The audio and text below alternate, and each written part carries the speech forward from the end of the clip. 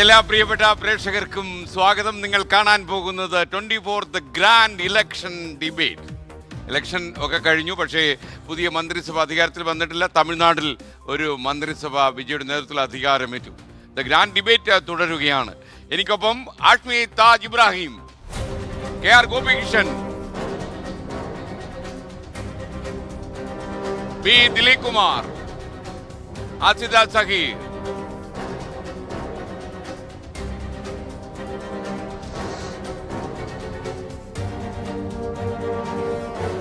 നിയമസഭാ തെരഞ്ഞെടുപ്പ് ഫലം വന്ന 6 ദിവസം കഴിഞ്ഞിരിക്കുന്നു. അപ്പോഴും കേരളത്തിന്റെ മുഖ്യമന്ത്രി ആര് എന്നതിൽ തീരുമാനമുണ്ടായിട്ടില്ല. ചരിത്ര വിജയം നേടി, എന്നിട്ട് മുഖ്യമന്ത്രി പദത്തിലേക്ക് കോൺഗ്രസിന് ഒരൊറ്റ പേര് പ്രഖ്യാപിക്കാൻ കഴിയാതെ പോകുന്നത് അണികളിലും പ്രവർത്തകരിലും ഒക്കെ വലിയ വലിയ നിരാശ ഉണ്ടാക്കിയിട്ടുണ്ട്. നിഷ്പക്ഷരായ വോട്ടേഴ്സിലും ഇതിൽ നിരാശ ഉണ്ടെന്നാണ് നമ്മൾ മനസ്സിലാക്കുന്നത്. പാർട്ടിയിലെ മുഖ്യമന്ത്രി പോര് തെരുവിലേക്ക് വന്നതോടെ കളി കൈവിട്ടു പോകുന്നു എന്ന കാഴ്ചയും നമ്മൾ കണ്ടു. അന്തിമ തീരുമാനം ഉടൻ ഉണ്ടാകുമെന്നാണ് കോൺഗ്രസ് ഹൈക്കമാൻഡ് അറിയിച്ചിരിക്കുന്നത്. അതേസമയം മറുപക്ഷത്ത് തെരഞ്ഞെടുപ്പിലേറ്റ കനത്ത ആഘാതത്തിന്റെ പൊട്ടിത്തെറിയിലാണ് LDF. CPM-നെതിരെ വിമർശനം നടത്തുകയാണ് കൂടെ ഇത്രകാലം ഭരിച്ച ഘടകകക്ഷികൾ. പ്രതിപക്ഷ നേതൃസ്ഥാനത്തേക്ക് പുതുമുഖം വേണമെന്ന ആവശ്യമൊക്കെ CPI നേതാക്കൾ ഭംഗ്യന്തരേണ പറഞ്ഞു വയ്ക്കുന്നു. എന്നാലും ആ ഒരു സാഹചര്യം നമ്മൾ കാണാതെ പോകരുത്. CPM-ന്റെ പോളിറ്റ് ബ്യൂറോ യോഗം ഡൽഹിയിൽ ഇപ്പോഴും ചേരുകയാണ്. പ്രതിപക്ഷ നേതാവായി പിണറായി വിജയൻ തന്നെ വരുമോ എന്നതിലും രാഷ്ട്രീയ ആകാംക്ഷ നിലനിൽക്കുകയാണ്. എന്നാൽ ഇതിനെല്ലാം അപ്പുറത്ത് ഇന്നത്തെ വാർത്താ താരം ആര് എന്ന് ചോദിച്ചാൽ അതിന് ഒരൊറ്റ ഉത്തരമേ ഉള്ളൂ. ജോസഫ് വിജയ്, തമിഴ്നാട് മുഖ്യമന്ത്രി. തെന്നിന്ത്യൻ സിനിമയിലെ ദളപതി ഇനി തമിഴകത്തെ മുതൽ അമൈച്ചാർ. ആയിരങ്ങളെ സാക്ഷിയാക്കി തമിഴ്നാടിനെ ഇളക്കി മറിച്ച് ജോസഫ് വിജയ് എന്ന വിജയ് മുഖ്യമന്ത്രിയായി ഇന്ന് രാവിലെ സത്യപ്രതിജ്ഞ ചെയ്ത് അധികാരമേറ്റു. മുഖ്യമന്ത്രി എന്ന നിലയിലുള്ള ആദ്യ പ്രഖ്യാപനങ്ങളും ശ്രദ്ധേയമായി. വിശദമായി നമുക്ക് ഈ രാഷ്ട്രീയ വിശേഷങ്ങളൊക്കെ വിശകലനം ചെയ്യാം. 24 ഗ്രാൻഡ് ഡിബേറ്റിലേക്ക് എല്ലാ പ്രേക്ഷകർക്കും ഒരിക്കൽ കൂടി സ്വാഗതം.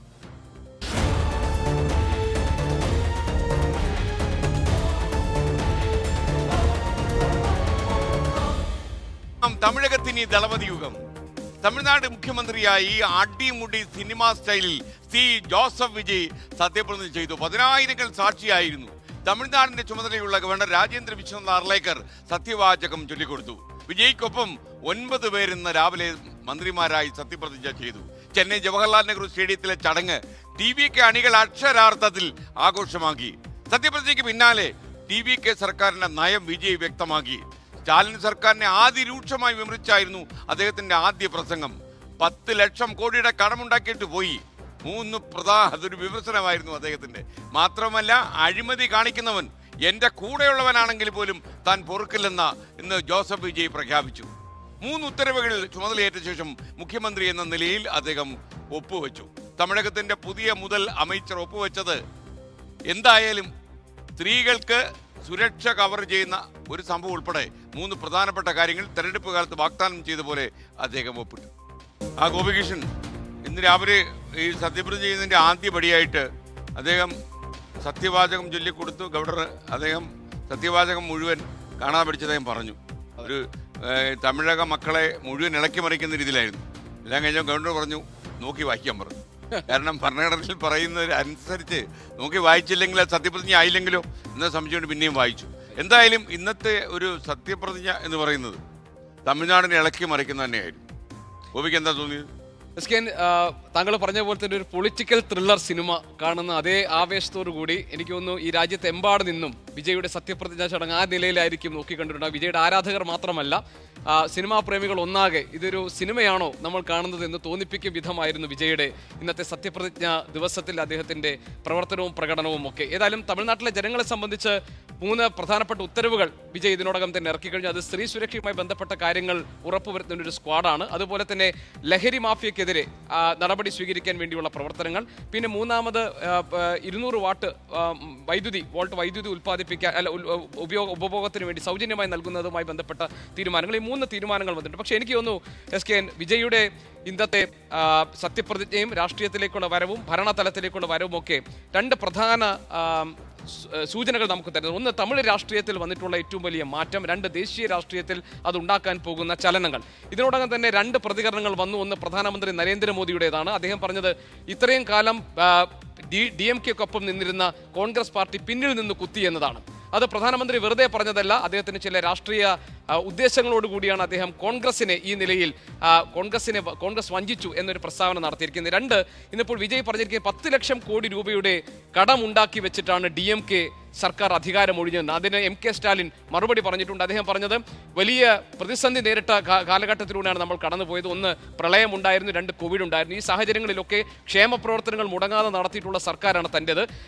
എന്താണ് തമിഴ്നാട്ടിലെ ധനസ്ഥിതി എന്നത് കഴിഞ്ഞ ഫെബ്രുവരി മാസം ഈ കാര്യങ്ങളൊക്കെ ഞാൻ വിശദീകരിച്ചതാണ്. അതിനുശേഷമാണല്ലോ വിജയ് താങ്കൾ ഈ പ്രഖ്യാപനങ്ങളൊക്കെ നടത്തിയത്. അതുകൊണ്ട് പണമൊന്നുമില്ല എന്ന് പറഞ്ഞുകൊണ്ട് താങ്കൾ ഭരണം തുടങ്ങരുത് എന്ന് വിജയ്ക്ക് ഒരു ഉപദേശവും MK സ്റ്റാലിൻ നൽകിയിട്ടുണ്ട്. ഏതായാലും വിജയുടെ തമിഴ്നാട്ടിലേക്കുള്ള വരവ്, മുഖ്യമന്ത്രിയായിട്ടുള്ള അവരോധിക്കപ്പെട്ട ഈ സാഹചര്യങ്ങളൊക്കെ വലിയ ദേശീയ രാഷ്ട്രീയത്തിൽ വലിയ മാറ്റങ്ങൾ ഉണ്ടാക്കാൻ പോകുന്നു. നമുക്കറിയാം വിജയ് ഉണ്ടാക്കിയിരിക്കുന്ന നേട്ടം അദ്ദേഹത്തിന് മുൻപുള്ള ഇപ്പോൾ MGR-നെയോ ജയലളിതയോ അപേക്ഷിച്ച് നോക്കുമ്പോൾ വളരെ പെട്ടെന്നാണ് നമുക്കറിയാം. കാരണം MGR 1953 പൊതുപ്രവർത്തകനായി അദ്ദേഹം പാർട്ടിയുടെ ഭാഗമാകുന്നു. 20 വർഷക്കാലം അദ്ദേഹം താഴെത്തട്ടിൽ പ്രവർത്തിച്ചു. 72-ലാണ് പുതിയ പാർട്ടി രൂപീകരിക്കുന്നത്. അത് കഴിഞ്ഞ് 5 വർഷം കഴിഞ്ഞിട്ടാണ് MGR തമിഴ്നാടിന്റെ മുഖ്യമന്ത്രിയാകുന്നത്. അതായത് 10-25 കൊല്ലത്തെ നിക്ഷേപത്തിനൊടുവിലാണ്, പ്രവർത്തനത്തിനൊടുവിലാണ് അദ്ദേഹം മുഖ്യമന്ത്രി പദത്തിലെത്തുന്നത്. പക്ഷേ വിജയെ സംബന്ധിച്ച് അങ്ങനെയല്ല.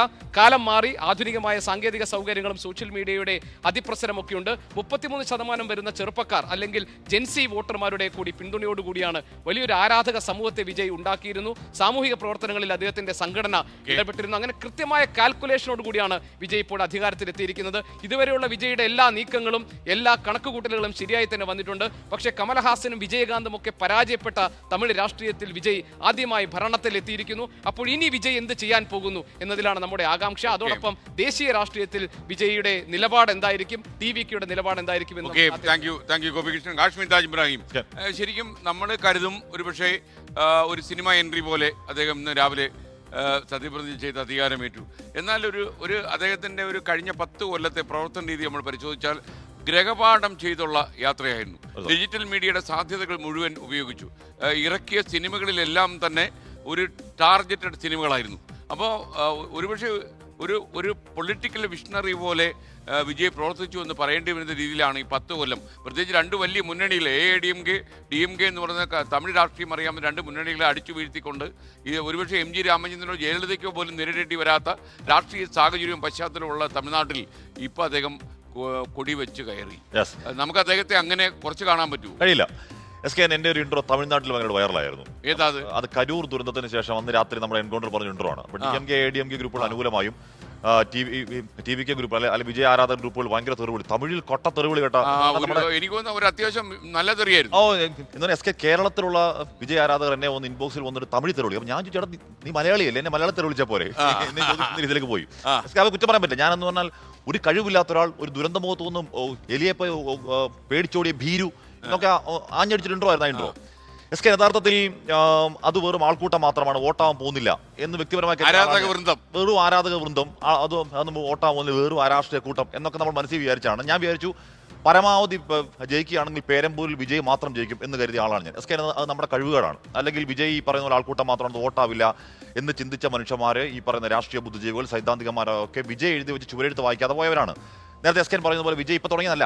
2014 മുതൽ വിജയുടെ സിനിമകൾ നോക്കിയാൽ അറിയാം. ആറ്റ്ലി എന്ന് പറയുന്ന സംവിധായകൻ യഥാർത്ഥത്തിൽ വിജയുടെ പൊളിറ്റിക്കൽ ചോയ്സ് ആയിരുന്നു. ആറ്റ്ലി വിജയ് കൂട്ടുകെട്ടിൽ പിറന്ന സിനിമകളിലൊക്കെ വളരെ വ്യക്തമായി തന്നെ സിനിമയുടെ ചുവരെഴുത്തുകൾ അന്ന് തുടങ്ങി വെച്ചതാണ്. അന്ന് ആ സിനിമ കണ്ടു തുടങ്ങിയ കുട്ടികൾ ഇന്ന് കൃത്യമായി വിജയുടെ കൃത്യമായ ഷാർപ്പായ വോട്ട് ബാങ്കാണ്. SK കൃത്യമായ വോട്ട് ബാങ്കാണ്. ആ വോട്ട് ബാങ്ക് വിജയ് സ്വീകരിച്ചു. ആ വോട്ട് ബാങ്കിൽ കൂടി വിജയ് തമിഴ്നാടിന്റെ അധികാരത്തിലേക്ക് വരുന്നുണ്ട്. മാത്രമല്ല SK സി ജോസഫ് വിജയ് എന്ന് പറഞ്ഞു തുടങ്ങി എപ്പോഴാണ് വിജയ് അത് BJP ഒരു ഘട്ടത്തിൽ ഉയർത്തുന്നു. ഇത് വിജയ് അല്ല, ഇത് ജോസഫ് വിജയ് ആണെന്ന് ഉയർത്തുന്നു. അതിനുശേഷം ജോസഫ് വിജയ് എന്ന വാക്ക് വിട്ടിട്ടില്ല. അത് കൃത്യമായി പൊളിറ്റിക്കൽ സ്റ്റേറ്റ്മെന്റ് ആണ്. അതടക്കമുള്ള പൊളിറ്റിക്കൽ സ്റ്റേറ്റ്മെന്റുകൾ ഈ കാലങ്ങൾ അത്രയും കൃത്യമായ ഗൃഹപാഠം പോലെ വിജയ് മുന്നോട്ടേ കൊണ്ടുവന്നു.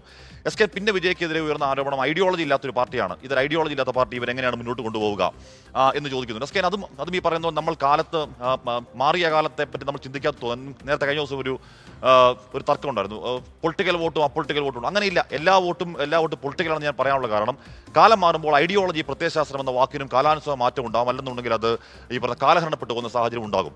ഇവിടെ ഐഡിയോളജിയുടെ ബാഗേജുമായി വന്ന ദ്രാവിഡ ഐഡിയോളജി വന്ന DMK എന്ന ആ മുന്നണി, ഇപ്പോൾ എന്ന് പറഞ്ഞാൽ ഞങ്ങളുടെ പൊളിറ്റിക്കൽ എതിരാളി DMKയും ഞങ്ങളുടെ പ്രത്യയശാസ്ത്ര എതിരാളി സംഘമാണ് എന്ന് പ്രഖ്യാപിച്ചുകൊണ്ടാണ് വിജയ് ഇറങ്ങിയത്. അവരോട് നേർക്കുനേർ പോരാട്ടമായിരുന്നു വിജയ്. ഏത് DMK? ഈ പറഞ്ഞ കരുണാനിധിക്ക് ശേഷം അഴഗിരിക്ക് ശേഷം സ്റ്റാലിന് ശേഷം ഉദയനിധി സ്റ്റാലിൻ, ഇനി അതിനുശേഷം അദ്ദേഹത്തിന്റെ മകൻ, അങ്ങനെ മക്കളെ രാഷ്ട്രീയത്തിൽ കൂടെ കുപ്രസിദ്ധമായ DMK ആണ്. ആ മക്കളുടെ രാഷ്ട്രീയം കൃത്യമായി വിജയ് ഈ വേദികൾ ഉന്നയിച്ചു. അതുമാത്രമല്ല, DMKയുടെ ഗുണ്ടകളായി നടന്ന മനുഷ്യന്മാർക്ക് അതിസമ്പന്നരായി BMW കാറിൽ നടക്കുന്നു. അഴിമതി അടക്കം കാര്യം ഉന്നയിച്ചു. അതിൽ കൊളത്തൂരിൽ ഇപ്പൊ MK സ്റ്റാലിൻ മത്സര കൊളത്തൂരിലടക്കം 8 നിലയിൽ പൊട്ടിച്ചുകൊണ്ട് വിജയ്ക്കൊപ്പം ആ ജനത കൂടെ വന്നു. യാഥാർത്ഥ്യമാണ്. ഐഡിയോളജി ഇല്ലാത്ത പാർട്ടിയായിരുന്നു ആം ആദ്മി പാർട്ടി. ആം ആദ്മി പാർട്ടി ഡൽഹിയിൽ വളർന്നു, അത് പഞ്ചാബിൽ വളർന്നു. അത് പരാജയപ്പെട്ടെങ്കിൽ അതിന് കാരണം ഐഡിയോളജി ഇല്ലാത്തതുകൊണ്ടല്ലേ അസ്കേൻ?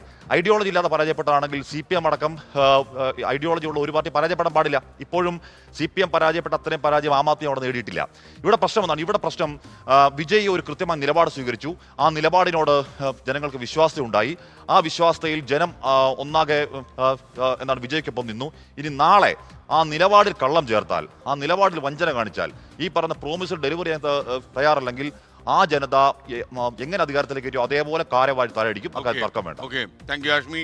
അസിത, എനിക്ക് തോന്നുന്നത് ഒരുപക്ഷെ ഇപ്പം CPM-ഉം CPI-യും കോൺഗ്രസും ഒക്കെ തന്നെ ഇദ്ദേഹത്തിന് പിന്തുണ കൊടുത്ത് 120 നമ്പറിലെത്തിച്ചു.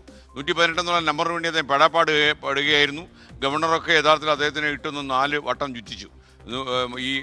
അതും തമിഴ്നാട്ടിൽ ചില അഭിപ്രായ വ്യത്യാസങ്ങൾ ഉണ്ടാക്കിയിട്ടുണ്ട്. അപ്പോൾ ഈ ശരിക്കും അദ്ദേഹത്തിനെ റേറ്റ് ചെയ്യുന്നതിൽ തമിഴ്നാട്ടിലെ 2 മുന്നണികളും പരാജയപ്പെട്ടു. കാര്യം ഇദ്ദേഹം രക്ഷപ്പെടാൻ പോകുന്നില്ല എന്ന രീതിയിലായിരുന്നു. കഷ്ടിച്ച് വന്നാൽ ഒരു 8-10 സീറ്റ് പിടിക്കും, അതുകൊണ്ട് തൃപ്തിപ്പെട്ട് വിജയുടെ അധ്യായം അവസാനിക്കും എന്ന് കരുതിയവർക്കാണ് ഈ 108 എന്ന് വെച്ചാൽ വലിയ നമ്പറുമായിട്ട് അദ്ദേഹം തമിഴ് രാഷ്ട്രീയത്തിൽ ഉയർന്നു നിൽക്കുന്നത്.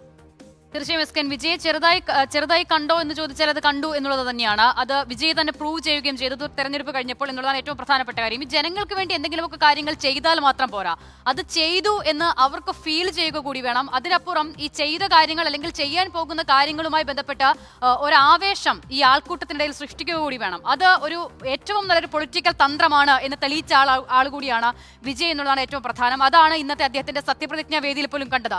നമ്മൾ ഈ സത്യപ്രതിജ്ഞ സാധാരണ നിലയിൽ ഏറ്റവും ഇഷ്ടപ്പെട്ട ഒരു നേതാവ് അല്ലെങ്കിൽ ഏറ്റവും ഇഷ്ടപ്പെട്ട ഒരു വ്യക്തി സത്യവാചകം ചൊല്ലുമ്പോൾ ആദ്യത്തെ ആ പേരിനോട് ചേർത്ത്, ഇനിയിപ്പോൾ വിജയുടെ കാര്യം പറഞ്ഞാൽ C. ജോസഫ് വിജയ് എന്ന ഞാൻ, ഈ വാചകത്തിന് ഒരു ആവേശം നമ്മൾ കണ്ടിട്ടുണ്ടായിരിക്കും. പക്ഷെ അതിനപ്പുറം ആ സത്യവാചകം ചൊല്ലിത്തീരുന്ന ഘട്ടത്തിൽ ഉടനീളം വലിയ ആവേശത്തോടു കൂടി ഈ കണ്ടുകൊണ്ടിരിക്കുന്നവരൊക്കെ ആർപ്പ് വിളിക്കുന്നത് നമ്മൾ അത്ര കണ്ടിട്ടില്ല. അപ്പോൾ അതിന് പോലും കഴിയുന്ന നിലയിൽ മുന്നിലിരുന്ന ആൾക്കൂട്ടത്തെ പരുവപ്പെടുത്താൻ വിജയ്ക്ക് കഴിഞ്ഞിട്ടുണ്ട്. അദ്ദേഹം കടന്നു വന്ന വഴികളുടെ കൂടി ഒരു ഗുണമാണ് എന്ന് വേണം നമ്മൾ കരുതാൻ. പൊതുവിൽ ഈ വിജയിയുടെയോ മമ്മൂട്ടിയുടെയോ ഒക്കെ മതം ഏതെങ്കിലും കാലത്ത് ആരെങ്കിലും തിരഞ്ഞിട്ടുണ്ടോ? പക്ഷേ വിജയൊക്കെ ഒരു മതത്തിന്റെ പ്രതിനിധിയാണ് എന്ന നിലയിലേക്ക് ഒരു ഐഡന്റിറ്റി പൊളിറ്റിക്സിലേക്ക് കൊണ്ടുപോകാൻ ഏത് കാലം തൊട്ട് BJP ശ്രമിച്ചോ ആ കാലം തൊട്ട് തന്നെ വിജയ്ക്ക് കിട്ടിയ വിസിബിലിറ്റി അതുകൂടി നമ്മൾ ആ നിലയിൽ കാണേണ്ടതാണ്. അതുകൊണ്ടാണ് ഇന്ന് C. ജോസഫ് വിജയ് എന്ന പേര് തന്നെ ഇന്ത്യയിലെ ഏറ്റവും വലിയ പൊളിറ്റിക്കൽ സ്റ്റേറ്റ്മെന്റ് ആയി മാറുക കൂടി ചെയ്യുന്നത്.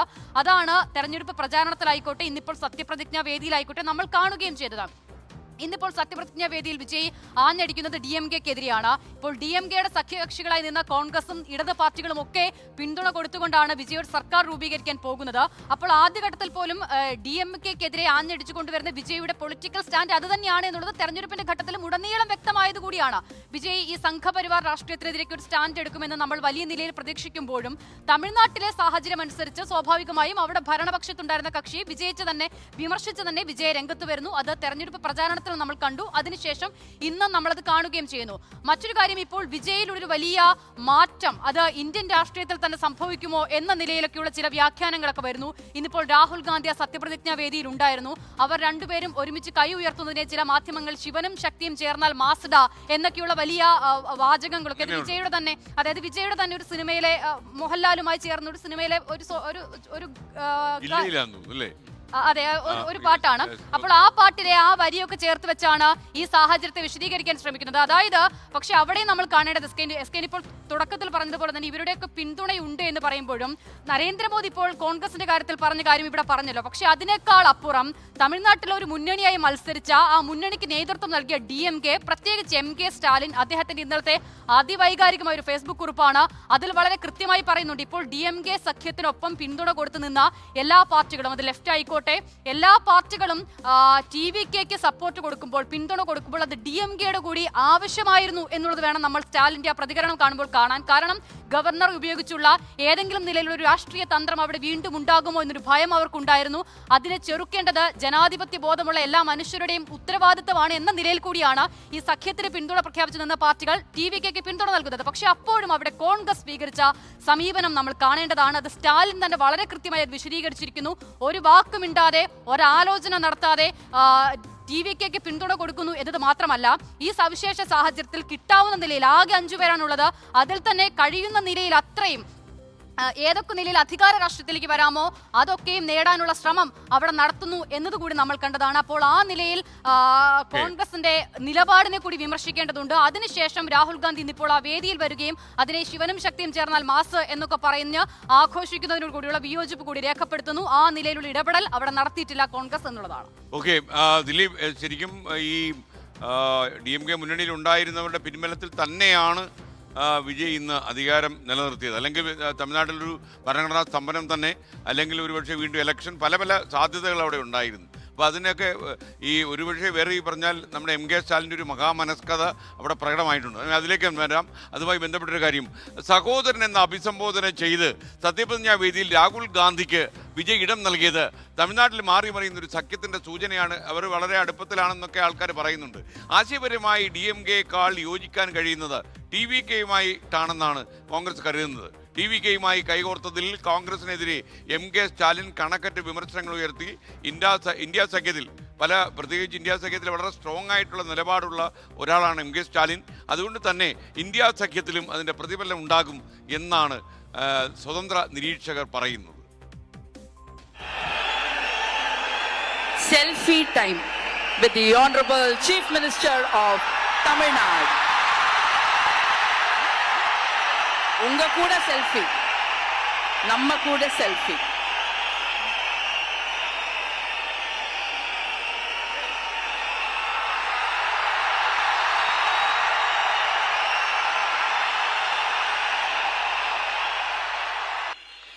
பாராளுமன்ற எதிர்க்கட்சி தலைவர் மதிப்புக்குரிய மை பிரதர் திரு ராகுல் காந்தி அவர்கள். അപ്രതീക്ഷിതമായല്ല തമിഴകത്തെ ഈ കൂട്ടുകെട്ട്. 17 വർഷം മുൻപ് 2009 രണ്ടാം UPA സർക്കാർ അധികാരമേറ്റതിന് പിന്നാലെയായിരുന്നു ഡൽഹിയിൽ രാഹുൽ വിജയ് കൂടിക്കാഴ്ച. വിജയ് മക്കൾ ഇയക്കത്തിന്റെ പിന്തുണയിൽ കണ്ണുവെച്ച് തമിഴ്നാട്ടിൽ യൂത്ത് കോൺഗ്രസ് സംസ്ഥാന അധ്യക്ഷ പദവി നൽകി ഇളയ ദളപതിയെ കൂടക്കൂട്ടുകയായിരുന്നു രാഹുലിന്റെ ലക്ഷ്യം. വിജയുടെ പിതാവ് SA ചന്ദ്രശേഖറും മകന്റെ രാഷ്ട്രീയ പ്രവേശം സ്വപ്നം കണ്ടു. എന്നാൽ അവസാന നിമിഷം വിജയ് പിന്മാറി. കോൺഗ്രസിൽ ചേരുന്നത് തമിഴ് സിനിമയുടെ കടിഞ്ഞാൺ കയ്യിലുണ്ടായിരുന്ന കരുണാനിധി കുടുംബത്തിന്റെ എതിർപ്പ് വിളിച്ചു വരുത്തുമോ എന്ന് വിജയ് ഭയപ്പെട്ടെന്ന് അന്ന് പലരും പറഞ്ഞു. രാഹുലും വിജയും തമ്മിൽ സൗഹൃദവും സംഭാഷണവും തുടർന്നു. ഇക്കാലത്ത് തമിഴ്നാട്ടിൽ DMKയുമായിട്ടായിരുന്നു കോൺഗ്രസിന്റെ രാഷ്ട്രീയ സഖ്യം. MK സ്റ്റാലിനും രാഹുലിനെ വിശേഷിപ്പിച്ചത് സഹോദരൻ എന്നായിരുന്നു. ദേശീയ തലത്തിൽ മറ്റു പാർട്ടികൾ കോൺഗ്രസിനെ തള്ളിപ്പറഞ്ഞപ്പോഴും സ്റ്റാലിൻ ഉറച്ചുനിന്നു. ഇന്ത്യ സഖ്യത്തിൽ BJP വിരുദ്ധ രാഷ്ട്രീയം രാഹുലിനേക്കാൾ ഉച്ചത്തിൽ സ്റ്റാലിൻ പറഞ്ഞു. ഈ തിരഞ്ഞെടുപ്പിൽ TVKയ്ക്കൊപ്പം സഖ്യം ചേരണമെന്ന് പാർട്ടിക്കുള്ളിൽ ആവശ്യമുയർന്നെങ്കിലും അധികാരത്തിൽ തുടരും എന്ന കണക്കുകൂട്ടലിൽ ഒടുവിൽ DMKയ്ക്കൊപ്പം. ഫലം വന്നപ്പോൾ കണക്കുകൂട്ടലുകൾ തെറ്റി. കേവല ഭൂരിപക്ഷം തികയ്ക്കാൻ പാടുപെട്ട വിജയ്ക്കൊപ്പം സ്റ്റാലിനോട് മിണ്ടാതെ കോൺഗ്രസ് കൂട്ടുകൂടി. കോൺഗ്രസ് പിന്നിൽ നിന്ന് കുത്തിയെന്ന് സ്റ്റാലിൻ തുറന്നടിച്ചു. അവസരവാദികളെന്ന് TVK സഹകരണം പരോക്ഷമായി സൂചിപ്പിച്ച് കോൺഗ്രസിനെതിരെ പ്രധാനമന്ത്രി നരേന്ദ്രമോദി. कांग्रेस की पहचान आज एक परजीवी पार्टी की बन गई है और इसलिए वो पहला मौका मिलते ही अपने साथियों के साथ भी विश्वासघात करती है. ഇനി തമിഴ്നാട്ടിൽ ഇന്ത്യ സഖ്യത്തിന്റെ ശബ്ദമാര്? വിജയ്യോ സ്റ്റാലിനോ? National desk 24. ദിലീപ് കുമാർ, അപ്പോൾ നമ്മൾ ഈ സ്റ്റോറി പറഞ്ഞ പോലെ ഇന്ത്യ സഖ്യത്തിന്റെ ശബ്ദമായിട്ട് വിജയ് മാറുമോ? C Joseph Vijay. SK അത് ദേശീയ തലത്തിൽ പ്രതിഫലിക്കുമെന്ന കാര്യത്തിൽ യാതൊരു തർക്കവുമില്ല. കാരണം MK സ്റ്റാലിൻ തമിഴ്നാട്ടിൽ BJPയെ പ്രതിരോധിക്കുന്ന, ദേശീയ തലത്തിൽ തന്നെ BJPക്കെതിരായി കുറെ സംസ്ഥാന മുഖ്യമന്ത്രിമാർ, അതിൽ മമതാ ബാനർജി ഉണ്ടായിരുന്നു, MK സ്റ്റാലിൻ ഉണ്ടായിരുന്നു, പിണറായി വിജയൻ ഉണ്ടായിരുന്നു, അങ്ങനെ ചില മുഖ്യമന്ത്രിമാരെ കൂടി മുന്നിൽ നിർത്തിയാണ് കോൺഗ്രസ് ഇന്ത്യ സഖ്യം രൂപീകരിച്ചത്. അതിൻ്റെ പ്രധാനപ്പെട്ട നേതൃത്വത്തിലുണ്ടായിരുന്ന MK സ്റ്റാലിൻ ഇപ്പോൾ DMKയുമായുള്ള സഖ്യം അവിടെ കോൺഗ്രസ് അവസാനിപ്പിച്ചിരിക്കുകയാണ്. ഒരു മുന്നറിയിപ്പ് പോലും DMKക്ക് നൽകാതെയാണ്. 5 സീറ്റ് മാത്രമാണ് തമിഴ്നാട്ടിൽ കോൺഗ്രസിനുള്ളത്. അവർ പക്ഷേ പെട്ടെന്ന് തന്നെ ഇക്കാര്യത്തിൽ ഒരു തീരുമാനമെടുക്കുകയായിരുന്നു. ഈ 5 പേർ ഒപ്പിട്ട കത്ത് ഗവർണർക്ക് നൽകുകയും ചെയ്തു. അതിനുശേഷം ഈ 5 പേരും ഹൈദരാബാദിലേക്ക് പോയി. ആകെ 5 പേരാണുള്ളത്. നമ്മുടെ മലയാളിയായ CSI സഭാ സെക്രട്ടറിയായ TT പ്രവീൺ ഉൾപ്പെടെ 5 MLA-മാരാണ് തമിഴ്നാട്ടിൽ കോൺഗ്രസിനുള്ളത്. അതിനുശേഷം ഇവർ ഈ ഏതെങ്കിലും തരത്തിലുള്ള കച്ചവടം ഭയന്നായിരിക്കണം ഈ MLA-മാരെ ഹൈദരാബാദിലേക്ക് നീക്കിയത്. ഈ മന്ത്രിസഭയിൽ പ്രവേശനം ലഭിക്കും എന്ന പ്രതീക്ഷ കോൺഗ്രസിന് ഇപ്പോഴുമുണ്ട്. അതുകൊണ്ട് തന്നെ കോൺഗ്രസിന്റെ നീക്കം DMKയെ സംബന്ധിച്ച് അതൊരു അപ്രതീക്ഷിതമായിരുന്നു. മറ്റു പാർട്ടികൾ ഇപ്പോൾ പിന്തുണ നൽകിയിട്ടുള്ള DMK സഖ്യത്തിലുണ്ടായിരുന്ന CPIM, CPI, Indian Union Muslim League, VCK, ഈ പാർട്ടികളൊക്കെ അവരുടെ നേതാക്കൾ MK സ്റ്റാലിനുമായി ചർച്ച നടത്തി. അതിനെ തുടർന്ന് അദ്ദേഹത്തിന്റെ കൂടി അനുമതിയോടുകൂടിയാണ് ഇങ്ങനെ TVKയെ പിന്തുണയ്ക്കുന്നതിനുള്ള ഒരു തീരുമാനമെടുത്തത്. നേരത്തെ അസിത പറഞ്ഞതുപോലെ അതിന്റെ ചില കാരണങ്ങളൊക്കെ ഉണ്ട്. ഏതായാലും SK നമ്മളൊരു രാഷ്ട്രീയ സിനിമ കാണുന്ന ത്രില്ലിലാണ്. ഇന്നിപ്പോൾ സത്യപ്രതിജ്ഞ വരെയുള്ള, അല്ലെങ്കിൽ അദ്ദേഹം പിന്നീട് വിജയ് മുഖ്യമന്ത്രിയായി സെന്റ് ജോർജ് കോട്ടയിലുണ്ട്. ആ സെന്റ് ജോർജ് കോട്ടയിലേക്ക് നടന്നു വരുന്ന ആ അവിടെ ഗാർഡ് ഓഫ് രാഹുൽ ഗാന്ധിയുടെ കണ്ണുകളിൽ ആ കൗതുകം ഉണ്ടായിരുന്നു. അതെ, അതിനുശേഷം SK ആ കസേരയിലേക്ക്, മുഖ്യമന്ത്രി കസേരയിൽ, ആ തമിഴ്നാട് സെക്രട്ടേറിയറ്റായ സെന്റ് ജോർജ് കോട്ടയിൽ മുഖ്യമന്ത്രിയുടെ കസേരയിലേക്ക് വന്നിരിക്കുമ്പോഴുള്ള ആ രംഗവും ഒരു സിനിമയിൽ, സാധാരണഗതിയിൽ മുതൽവൻ എന്നുള്ള സിനിമയിൽ അർജുൻ വന്ന് ആ രംഗത്തെ ഓർമ്മിപ്പിക്കും വിധമാണ്. ഒരു മുഖ്യമന്ത്രി കസേരയിലേക്ക് ഒരു നായകൻ, നേരത്തെ അഴിമതിയൊക്കെ ചോദ്യം ചെയ്തിരുന്ന ഒരാൾ അവിടേക്ക് എത്തുന്നു. ഇനി കാലം തെളിയിക്കേണ്ടതാണ്. വിജയ് നല്ല മുഖ്യമന്ത്രിയായിരിക്കുമോ, അടുത്ത തെരഞ്ഞെടുപ്പിൽ ഈ വിജയം നേടാൻ കഴിയുമോ എന്നതൊക്കെ. ഇപ്പോൾ സിനിമയിൽ നിന്ന് കിട്ടിയിട്ടുള്ള ഒരു വലിയ താരപരിവേഷം വിജയ്ക്കുണ്ട്. അഴിമതിക്കെതിരായി പോരാടുന്നയാളെന്നുള്ള പ്രതിച്ഛായയുണ്ട്. ഇന്നത്തെ ഈ സത്യപ്രതിജ്ഞാ ചടങ്ങിന് ശേഷം അവിടെയുള്ള ആളുകളെ അഭിസംബോധന ചെയ്യുമ്പോൾ വിജയ് പറഞ്ഞ ഒരു കാര്യമുണ്ട്. അഴിമതി ഒരു കാരണവശാലും വെച്ച് പൊറുപ്പിക്കില്ല എന്നാണ്. തെറ്റൊരു കാരണവശാലും അംഗീകരിക്കില്ല. അത് എൻ്റെ കൂടെയുള്ളവരായാലും അതെ, എനിക്ക് പൈസ ആവശ്യമില്ല, എനിക്ക് ഇവിടെ നിന്നുള്ള ഈ ജനങ്ങളുടെ പൈസ എനിക്ക് ആവശ്യമില്ല, അതിൻ്റെ കാര്യവുമില്ല എന്ന് പറഞ്ഞുകൊണ്ട് വിജയ് ആ പ്രസംഗം അവസാനിപ്പിക്കുമ്പോൾ പറഞ്ഞത്, അത് തെറ്റ് കാണിക്കുന്നവർ എൻ്റെ കൂടെയുള്ളവരായാൽ പോലും ഒരു കാരണവശാലും അവരെ അംഗീകരിക്കുന്ന പ്രശ്നമേയില്ല, അവർക്കെതിരായി ശക്തമായ നടപടി സ്വീകരിക്കുമെന്നാണ്. ഇങ്ങനെയൊക്കെ ഈ മുഖ്യമന്ത്രിയായി ചുമതലയേറ്റപ്പോൾ തന്നെ ജനങ്ങളെ കയ്യിലെടുക്കും വിധമുള്ള വലിയൊരു സിനിമ സ്റ്റൈൽ ഒരു പ്രസംഗവും നടത്തിയിട്ടുണ്ട് വിജയ് എന്നുള്ളതും അദ്ദേഹത്തിന് ഈ കയ്യടി കൂടുതൽ നീളുന്നതിന് കാരണമായിട്ടുണ്ട്. പക്ഷേ ഇനിയുള്ള ദിവസങ്ങളിൽ അദ്ദേഹം ആ പ്രസംഗത്തിന്റെ തുടക്കത്തിൽ തന്നെ പറഞ്ഞതുപോലെ കാലിയായ ഖജനാവാണ്. നമ്മുടെ ഇവിടുത്തെ പ്രതിപക്ഷ നേതാവിന്റെ ഭാഷയിൽ പറഞ്ഞാൽ, അല്ല ഇവിടെ പൂച്ച വെറ്റി കിടക്കുന്നു കേരളത്തിൽ, അവിടെ പുലി വെറ്റി കിടക്കുന്നു. അവിടെ എന്നുള്ളത് എന്റെ വാക്കല്ല. അതെ, അവിടെ വിജയ് പറഞ്ഞത് ആ ഖജനാവ് വടിച്ച് വൃത്തിയാക്കിയാണ് ഇരിക്കുന്നതെന്നാണ്. 10 ലക്ഷം കോടി. അതെ, 10 ലക്ഷം കോടി രൂപ കടം. അതുകൊണ്ട് ഇനി ധവളപത്രം ആ സംസ്ഥാനത്തെ കുറിച്ച്, അത് മാത്രമല്ല TVKയെ സംബന്ധിച്ച് അവിടെയൊക്കെ ഞാൻ ശ്രദ്ധിച്ചൊരു കാര്യം എന്താ ഇതിൽ, അതായത് കമലഹാസനെ പോലുള്ള ആൾക്കാരൊക്കെ പണ്ഡിതോചിതമായ ഭാഷയും ഒരു ദക്ഷിണാശാലിയുടെ മുഖമൊക്കെ പ്രകടിപ്പിക്കുന്ന രീതി സംസാരിച്ചു. അത് നഗരത്തിലുള്ളവർക്ക് പോലും മനസ്സിലായില്ല. എന്നാൽ നാട്ടിൻപുറത്തുള്ള ആളുകൾ പറയുന്ന പോലെ 10 ലക്ഷത്തിന്റെ കടം വാങ്ങി വെച്ചാ പോയെ പറയുന്ന ഒരു സാധാരണക്കാരന്റെ ചെവിയിലേക്ക് കയറുന്ന കാര്യമാണ് ഇന്നും അദ്ദേഹം ഉപയോഗിച്ച വാക്കുകൾ. ഒരു സാമ്പത്തിക ശാസ്ത്രജ്ഞന്റെയോ അല്ലെങ്കിൽ അദ്ദേഹം പറയല്ലോ സമ്പദ് വ്യവസ്ഥയുടെ ആധാരശിലയ്ക്ക് ഇളക്കമുണ്ടാക്കുന്ന എന്നൊക്കെ പറയല്ലോ. സ്ഥാനാർത്ഥികൾ ഓട്ടോ ഡ്രൈവർമാരുണ്ട്, അംഗൻവാടി തൊഴിലാളികളുണ്ട്, ഡോക്ടറുണ്ട്, എന്താണ് വിജയിയുടെ ഡ്രൈവറുടെ മകനുണ്ട്. അവിടെ മധുര സെൻട്രലിൽ പഴനിവേൽ ത്യാഗരാജൻ എന്ന് പറയുന്ന അവിടുത്തെ ആരോഗ്യമന്ത്രിക്കെതിരെ മത്സരിച്ചത് ഒരു ഇറച്ചിക്കടക്കാരനാണ്. മാതർ ബദറുദ്ദീൻ എന്നാണ് പേര്. 10ാം ക്ലാസ് തോറ്റ 10ാം ക്ലാസ് വിദ്യാഭ്യാസമുള്ള മനുഷ്യനാണ്.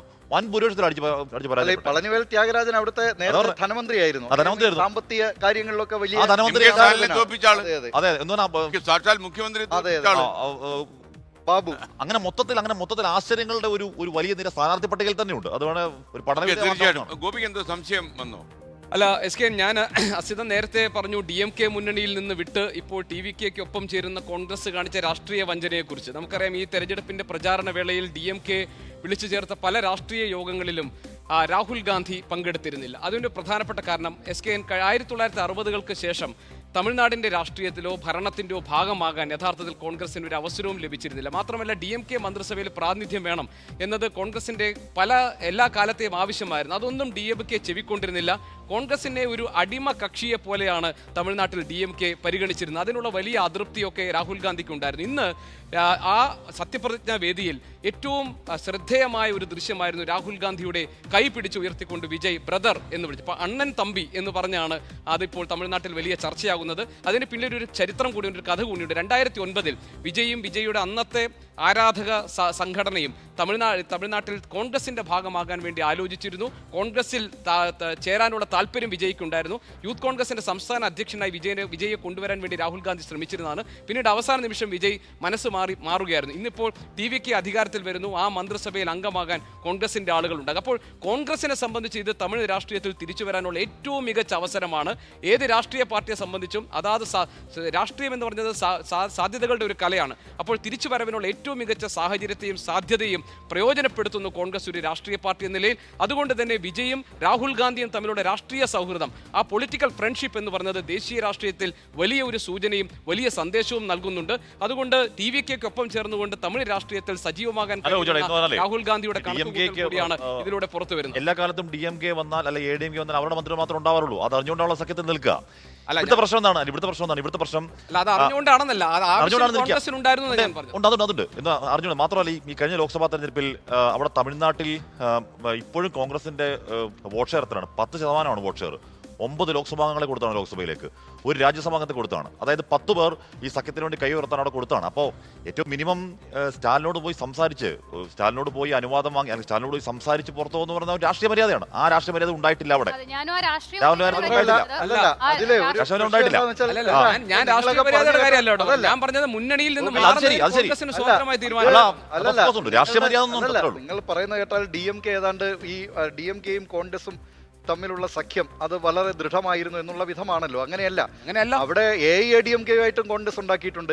AIADMK ആയിട്ട് പലപ്പോഴും പല നിർണായക ഘട്ടത്തിലും കോൺഗ്രസ് അവിടെ ബന്ധമുണ്ടാക്കിയിട്ടുണ്ട്. 2014 UPA സർക്കാരിനുള്ള പിന്തുണ ശ്രീലങ്കൻ വിഷയത്തിൽ DMK പിൻവലിച്ചിട്ടുണ്ട്. അങ്ങനെ ആ നിലയിലൊക്കെയുള്ള ഈ ബന്ധങ്ങൾ പലപ്പോഴും ഉലഞ്ഞുമൊക്കെ വന്നിട്ടുണ്ട്. അത് മാത്രമല്ല, കോൺഗ്രസിനെ സംബന്ധിച്ച് കോൺഗ്രസ് തമിഴ്നാട്ടിൽ പിന്നീട് ഒരു ദുർബലമായി വരുന്ന, സമീപകാലങ്ങളിലൊക്കെ ദുർബലമായി വരുന്ന കാഴ്ചയ്ക്കാണ് അവിടുത്തെ തെരഞ്ഞെടുപ്പ് രംഗമൊക്കെ സാക്ഷ്യം വഹിച്ചിട്ടുള്ളത്. തമിഴ്നാട്ടിൽ കോൺഗ്രസിനെ സംബന്ധിച്ച് പ്രധാനപ്പെട്ട നേതൃമുഖങ്ങളില്ല എന്നുള്ളത് നമുക്ക് തന്നെ അറിയാം. നേരത്തെ മൂപ്പനാരുടെ കാലത്ത് ആ നിലയിൽ എടുത്തുകാട്ടാൻ ഒരു നേതാവ് ഉണ്ടായിരുന്നു. പണ്ട് പഴയ കാലത്തെ കാമരാജിന്റെ കാലമൊക്കെ പറയുക എന്നുള്ളതല്ല, പിന്നീട് വന്നപ്പോൾ ഒരു മൂപ്പനാർ മാത്രം ഉണ്ടായിരുന്നു. ആ മൂപ്പനാരും ഒരു ഘട്ടത്തിൽ കോൺഗ്രസ് വിട്ട് തമിഴ് മാനില കോൺഗ്രസുമായി പോയപ്പോൾ അവിടുത്തെ നേതാക്കളും പ്രവർത്തകരും ഒന്നടങ്കം ഈ TMC-യിലേക്ക് പോവുകയും കോൺഗ്രസ്സുകാർ വളരെ അപൂർവമായി മാത്രം കാണുന്ന ഒരു പ്രതിഭാസമായി മാറുകയും ചെയ്തിരുന്നു. പിന്നെയാണ് പല നേതാക്കളും ഇതിലേക്ക് എത്തിയത്. ഇപ്പോഴും നമുക്ക് ദേശീയ തലത്തിൽ തമിഴ്നാട്ടിൽ നിന്നുള്ള നേതാക്കളെന്ന് ഉയർത്തിക്കാട്ടാനൊക്കെയാണ് P. ചിദംബരം. ആ മണ്ഡലത്തിൽ കാര്യമായ പിന്തുണയോ വേരോട്ടമോ ഉള്ള ആളല്ല, അല്ലെങ്കിൽ ജനങ്ങൾക്കിടയിൽ സ്വാധീനമുള്ള ഒരാളല്ല. മണിശങ്കർ അയ്യർ തമിഴ്നാട്ടുകാരനായിരുന്നു. ഇപ്പോൾ ഈ തെരഞ്ഞെടുപ്പിന് തൊട്ടു മുമ്പ് കേരളത്തിൽ വന്ന് പിണറായി വിജയനെയും LDF സർക്കാരിനെയും പുകഴ്ത്തി പ്രസംഗിച്ചിട്ട് പോയ ആളാണ്. മയിലാടുതുറയിൽ നിന്ന് പലവട്ടം MP ആയിട്ടുള്ള ഈ കേന്ദ്രമന്ത്രിയൊക്കെ ആയിരുന്ന മണിശങ്കർ അയ്യർ. അങ്ങനെ പല നേതാക്കളും, ജയന്തി നടരാജൻ കോൺഗ്രസിന്റെ ഒരു നേതാവായിരുന്നു, BJP-യിലേക്ക് പോയി. മൂപ്പനാരുടെ മകൻ GK വാസൻ, അത് ഈ തമിഴ് മാനില കോൺഗ്രസിന്റെ ഒരു കഷണം ഇപ്പോഴും അദ്ദേഹത്തിന്റെ കൂടെയുണ്ട്. അദ്ദേഹം BJP സഖ്യത്തിനൊപ്പമാണ്, AIADMK സഖ്യത്തിനൊപ്പമാണ്. അങ്ങനെ ഈ തമിഴ്നാട്ടിൽ ഇപ്പോൾ ഉള്ളത് മാണിക്കം ടാഗോറാണ് പലപ്പോഴും എന്തെങ്കിലും തമിഴ്നാട് കോൺഗ്രസിന്റെ ഒരു ശബ്ദം എന്നുള്ള നിലയിലുള്ള ചില പ്രതികരണങ്ങളൊക്കെ നടത്തുന്നത്. മാണിക്കം ടാഗോർ തന്നെ വളരെ നേരത്തെ പറഞ്ഞു വിജയ് വലിയ സ്വാധീനം ഉണ്ടാക്കുന്നുണ്ടെന്നും വിജയ്ക്ക് വലിയ നേട്ടം ഉണ്ടാക്കാൻ കഴിയുന്നു. അതിൽ നിന്ന് തന്നെ കോൺഗ്രസിന്റെ ഏതാണ്ട് ഇതിലുള്ള കാഴ്ചപ്പാട്. ദിലീപ് പറഞ്ഞത് ഇതെല്ലാം ശരിയാകുമ്പോഴും ഒരു രാഷ്ട്രീയ പ്രസ്ഥാനം എന്ന നിലയിൽ കോൺഗ്രസിന് എടുക്കാൻ പറ്റുന്ന ഏറ്റവും മികച്ച തീരുമാനമാണ് ഇപ്പോൾ എടുത്തത്. അതിന് കാരണം വെച്ചാൽ ഏറ്റവും നല്ലൊരു അവസരം അവരുടെ മുന്നിൽ വന്നു അവസരത്തെ അവർ എല്ലാ കാര്യങ്ങളും അങ്ങനെയാണല്ലോ. AIADMK ഇപ്പൊ പ്രധാനമന്ത്രി പറഞ്ഞു കോൺഗ്രസ് പിന്നിൽ നിന്ന് കുത്തി. എന്തിനാ അത്? DMK വരികയാണെങ്കിൽ വരട്ടെ, DMK-ക്കും സ്വാഗതം എന്ന് ഇപ്പോൾ BJP-ക്ക് അതിലേക്ക് ഒരു എൻട്രി വരുന്നത് തന്നെ എങ്ങനെയാണ്? ഇപ്പോൾ തമിഴ്നാടിനെ സംബന്ധിച്ചിടത്തോളം കോൺഗ്രസ് DMK-യിൽ നിന്ന് വിട്ടുപോകുന്ന സാഹചര്യത്തെ നമ്മൾ വിശദീകരിക്കുന്നത് ഇന്ത്യ സഖ്യം എന്നതുകൂടി നിലയിലാണല്ലോ ഇപ്പോൾ എം കെ സ്റ്റാലിനെതിരെ ഏറ്റവും പ്രധാനപ്പെട്ട മുഖമായി നിൽക്കുന്നു. അവർക്കിടയിൽ ചില പ്രശ്നങ്ങളുണ്ട്. ഇന്നിപ്പോൾ രമേശ് ചെന്നിത്തല പറയുന്നുണ്ടല്ലോ, തെരഞ്ഞെടുപ്പിന് മുൻപ് തന്നെ, കേരളത്തിൽ നിന്നുള്ള നേതാവാണ്, തെരഞ്ഞെടുപ്പിന് മുൻപ് തന്നെ ടിവിക്കോടൊപ്പം മത്സരിക്കണമെന്നായിരുന്നു എന്റെ താല്പര്യം എന്ന് പറയുന്നുണ്ട്. അത്തരം താല്പര്യങ്ങളൊക്കെ ഇവിടെ ഉണ്ടാകാം. പക്ഷേ തെരഞ്ഞെടുപ്പിൽ അവർ ഒരുമിച്ചാണ് മത്സരിച്ചത്. ഇപ്പോൾ ഹാഷ്മി പറഞ്ഞതുപോലെ തന്നെ പല നിലയിലും കോൺഗ്രസിന്റെ അവിടുത്തെ സാഹചര്യം നമുക്ക് അറിയാവുന്നതാണ്. ഈ തെരഞ്ഞെടുപ്പിൽ തന്നെ മത്സരിച്ചതിൽ എത്ര സീറ്റ് അവർക്ക് 5 സീറ്റ് എന്ന് നമ്മൾ പറയുമ്പോഴും 5 സീറ്റിലല്ലല്ലോ അവർ മത്സരിച്ചത്. അപ്പോൾ ആ ജയമുണ്ടായത് എങ്ങനെയാണ്? DMK എന്ന് പറയുന്ന സഖ്യത്തിനോടൊപ്പം നിന്നാണ്. ഇനി നോക്കൂ, ഇപ്പോൾ ഇടത് പാർട്ടികൾ ഉൾപ്പെടെ VC-ക്ക് ഉൾപ്പെടെ ആ സഖ്യത്തിൽ നിന്നും പോയി TVK പിന്തുണ കൊടുക്കുകയും ചെയ്യുന്നുണ്ടല്ലോ. മറ്റുള്ളവരും അത് കൊടുക്കുന്നുണ്ട്. പക്ഷേ ഇവിടെ പ്രശ്നം മുസ്ലിം ലീഗൊക്കെ അങ്ങനെ തന്നെയല്ലേ ആ സഖ്യത്തിന്റെ ഭാഗമായി അവരും അത് കൊടുക്കുന്നുണ്ട്. പക്ഷേ ഇവിടെ പ്രശ്നം ഈ പറയുന്ന രാഷ്ട്രീയ മര്യാദയുടെ ഒരു പ്രശ്നം തന്നെയാണ്. അത് വേണോ വേണ്ടിയോ എന്നുള്ളത് ഓരോരുത്തരുടെ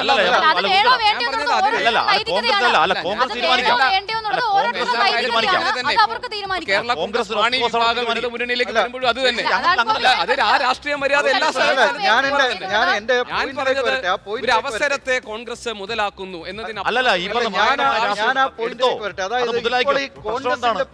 കോൺഗ്രസിന്റെ പിന്തുണ TVK തേടേണ്ടി വന്നത്, അല്ലെങ്കിൽ അവർ ആ പിന്തുണയ്ക്കാൻ അങ്ങോട്ട് പോകേണ്ടി വന്നത് അവർക്ക് ആ 118 എന്നുള്ള മാന്ത്രിക സംഖ്യയിൽ എത്താൻ കഴിയാത്തത് കൊണ്ട് മാത്രമാണ്. അല്ലാതെ അവർ ദേശീയ തലത്തിലുള്ള ഇന്ത്യ സഖ്യത്തിന്റെ ഭാഗമാകാനോ BJP-ക്കെതിരായ ഒരു പ്രതിരോധ മുന്നണിക്ക് തമിഴ്നാട്ടിൽ കെട്ടിപ്പടുക്കണമെന്നോ എന്നുള്ള TVK-യുടെ ആഗ്രഹത്തിന്റെ, വിജയുടെ ആഗ്രഹത്തിന്റെ പുറത്തല്ല. അവർക്ക് കേവല ഭൂരിപക്ഷം തികയ്ക്കാനുള്ള സംഖ്യ ഉണ്ടായിരുന്നില്ല. അതുകൊണ്ട് 5 പേരുള്ള കോൺഗ്രസ് അങ്ങോട്ട് സപ്പോർട്ടുമായിട്ട് ചെയ്യുന്നു. ഇനിയിപ്പോൾ ഈ വിജയ് സുരക്ഷിതമായി ഇരുന്ന് പോവുകയാണെങ്കിൽ, ഈ ഭരണം മുന്നോട്ട് പോവുകയാണെങ്കിൽ ഒരുപക്ഷെ AIADMK പിളർത്താനുള്ള സാധ്യതയുണ്ട്. മറ്റു പാർട്ടികൾ ഈ നിലയിലുള്ള ഏതെങ്കിലും തരത്തിലുള്ള പിളർപ്പിനൊക്കെയുള്ള സാധ്യത. അങ്ങനെ ഒരുപക്ഷെ അവർ തന്നെ TVK തന്നെ അവരുടെ ആ അംഗബലം കൂട്ടുന്നതിനുള്ള ഒരു സാധ്യതയൊക്കെ വരുമ്പോൾ കോൺഗ്രസ് ഒക്കെ അപ്രസക്തമായി പോകുന്നതിന് പിന്നീട്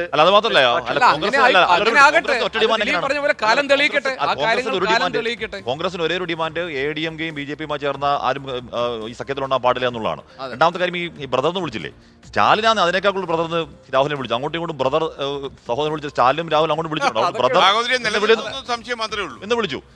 ഇവിടുത്തെ പ്രശ്നം എന്താണ്? ഇവിടുത്തെ പ്രശ്നം നമ്മൾ പറയുന്നത് ഇപ്പം MP ഗോവിന്ദൻ പറഞ്ഞ മൂർത്തമായ രാഷ്ട്രീയ സാഹചര്യത്തിൽ മൂർത്തമായ ഉറപ്പായി സ്വീകരിക്കണം.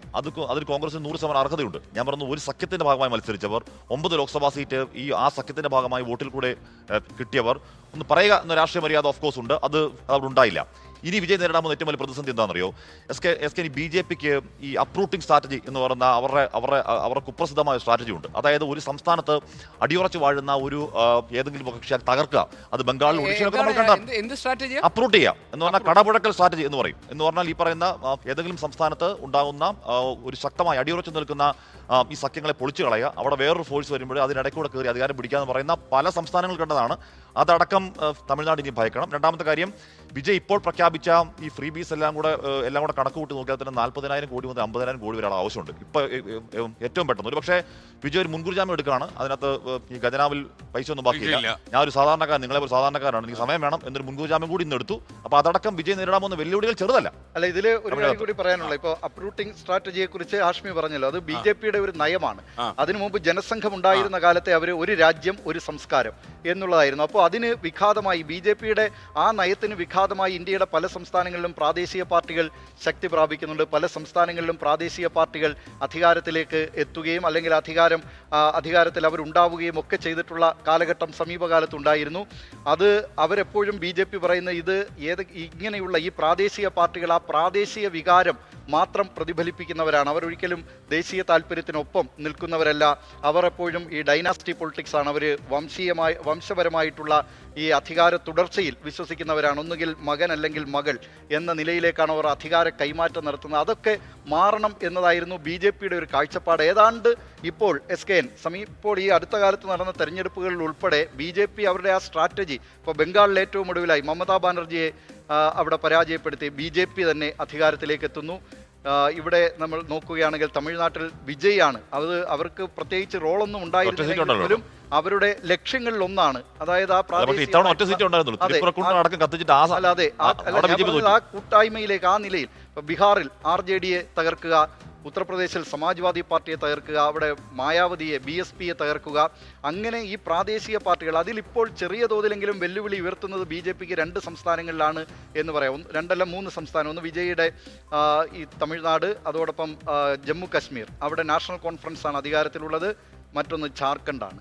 ഇതൊഴിച്ചു നിർത്തിയാൽ ബാക്കി മറ്റിടങ്ങളിലൊക്കെ അവർക്ക് ഈ പ്രാദേശിക പാർട്ടികളെ ഏതാണ്ട് പൂർണ്ണമായോ അല്ലെങ്കിൽ ഭാഗികമായോ എന്ന് തകർക്കുന്നത്. പറഞ്ഞാൽ വിജയ്ക്ക് ഇപ്പൊ സ്റ്റാലിൻ ഒരു പ്രതിരോധ കോട്ട അവിടെ ഉയർത്തിയായിരുന്നു. സ്റ്റാലിൻ കട്ട പ്രതിരോധ കോട്ട സംഘരാഷ്ട്രീയത്തിന് ഉയർത്തിയായിരുന്നു. അപ്പൊ ആ കരുത്തിൽ ആ പ്രതിരോധ കോട്ട ഉയർത്താനുള്ള കരുത്ത് വിജയ്ക്ക് ഉണ്ടോ എന്നത് അത് വരുംകാല തമിഴക രാഷ്ട്രീയം നേരിടുന്ന ഉത്തരവാണ്. Okay Ashmi, thank you. അപ്പോൾ നമുക്ക് തമിഴ്നാട്ടിൽ മുഖ്യമന്ത്രി സത്യപ്രതിജ്ഞ ചെയ്തു. ഇപ്പോഴും നമ്മുടെ കേരളത്തിലെ മുഖ്യമന്ത്രി ആരാണെന്ന് അറിഞ്ഞിട്ടില്ല. അപ്പോൾ നമുക്കറിയുന്ന പോലെ തമിഴ്നാട്ടിൽ വിജയ് സത്യപ്രതിജ്ഞ ചെയ്തു. പുതിയ മുഖ്യമന്ത്രി അധികാരമേറ്റു. പുതിയ ഫയലിലൊക്കെ അദ്ദേഹം ഒപ്പിട്ട് തുടങ്ങി. നല്ല കാര്യം. അപ്പോൾ ഈ വിജയുടെ ചർച്ച നമ്മൾ തൽക്കാലം അവസാനിപ്പിക്കുന്നു. കാര്യം അടുത്ത വരാൻ പോകുന്ന സമയം എങ്ങനെയാണ് തമിഴ്നാട് മുഖ്യമന്ത്രി പ്രവർത്തിക്കുക എന്നതിനെ ആശ്രയിച്ചിരിക്കുകയാണ് ഇനി പുതിയ ചർച്ചയ്ക്ക് തിരശ്ശീല ഉയരാൻ. എന്തായാലും നിങ്ങൾക്ക് നമ്മുടെ സംപ്രേഷണം ഇതുകൊണ്ട് അവസാനിക്കുന്നില്ല. ഇന്ന് രാത്രി 8:15 തമ്മിൽ വിജയ് എന്ന ജോസഫ് വിജയിൽ ഒരു രാഷ്ട്രീയ തന്ത്രജ്ഞത ഉണ്ടായിരുന്നു. 10 കൊല്ലക്കാലം അദ്ദേഹം കട്ടന് പിന്നിൽ നിന്ന് രാഷ്ട്രീയ ചരടുവലികൾക്ക് നീക്കം നടത്തുകയായിരുന്നു. മാധ്യമങ്ങളെ അദ്ദേഹം ശ്രദ്ധാപൂർവം ഉപയോഗിക്കുകയായിരുന്നു. ഇങ്ങനെയൊക്കെയുള്ള കാണാപ്പുറങ്ങളിലെ ചില കാര്യങ്ങളുമായി ഈ ഒരു സംവാദമുണ്ട്. നിങ്ങൾ കാണുക 8:15 ഈ പരിപാടി കഴിഞ്ഞാലും രാത്രി. അപ്പോൾ ഇനി നമ്മൾ പോകുന്നത് നമ്മളുടെ നിയമസഭാ തെരഞ്ഞെടുപ്പ് ഫലം വന്ന് 6ാം നാളിലും കേരളത്തിൽ മുഖ്യമന്ത്രി ആരെന്ന് തീരുമാനിക്കാൻ കോൺഗ്രസിന് കഴിഞ്ഞിട്ടില്ല. അനുനയ നീക്കത്തിന് KC വേണുഗോപാലും VD സതീശനും രമേശ് ചെന്നിത്തലയും ഇനിയും വഴങ്ങിയിട്ടില്ല എന്നാണ് ഡൽഹി റിപ്പോർട്ടുകൾ പറയുന്നത്. എന്തായാലും തീരുമാനം AICC അധ്യക്ഷൻ മല്ലികാർജ്ജുൻ ഖാർഗെയും രാഹുൽ ഗാന്ധിയും എടുക്കുമെന്നാണ് നമ്മൾ വിശ്വസിക്കുന്നത്. രമേശ് ചെന്നിത്തല ഇപ്പോഴും ഡൽഹിയിൽ തന്നെ തുടരുന്നു എന്നാണ് വിവരം. ഡൽഹി ചർച്ചയ്ക്ക് ശേഷം VD സതീശനും KPC അധ്യക്ഷൻ സണ്ണി ജോസഫും നാട്ടിലേക്ക് തിരിച്ചു പോന്നു. ചർച്ച നീണ്ടതിൽ ജനമനസ്സിൽ അതൃപ്തി ഉണ്ടെന്ന സണ്ണി ജോസഫ് തുറന്നു പറഞ്ഞു. മുഖ്യമന്ത്രി കാര്യത്തിൽ അന്തിമ തീരുമാനമെടുക്കും മുമ്പ് മുതിർന്ന നേതാക്കളുടെ അഭിപ്രായം നേതൃത്വം തേടാൻ സാധ്യത തെളിയുകയാണ്.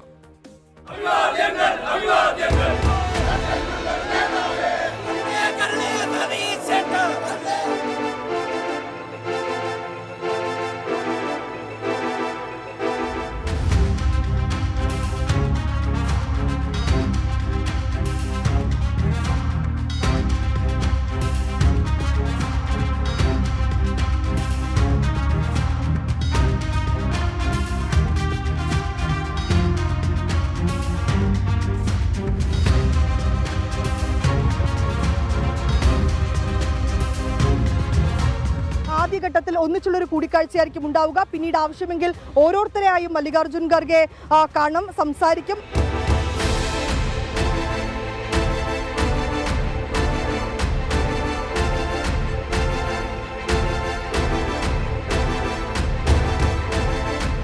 AICC പ്രസിഡന്റും രാഹുൽജിയും എടുക്കുന്ന തീരുമാനം എല്ലാവരും ഏകസ്വരത്തിൽ അംഗീകരിക്കും എന്ന് ഞങ്ങൾ ഉറപ്പു നൽകിയിട്ടുണ്ട്.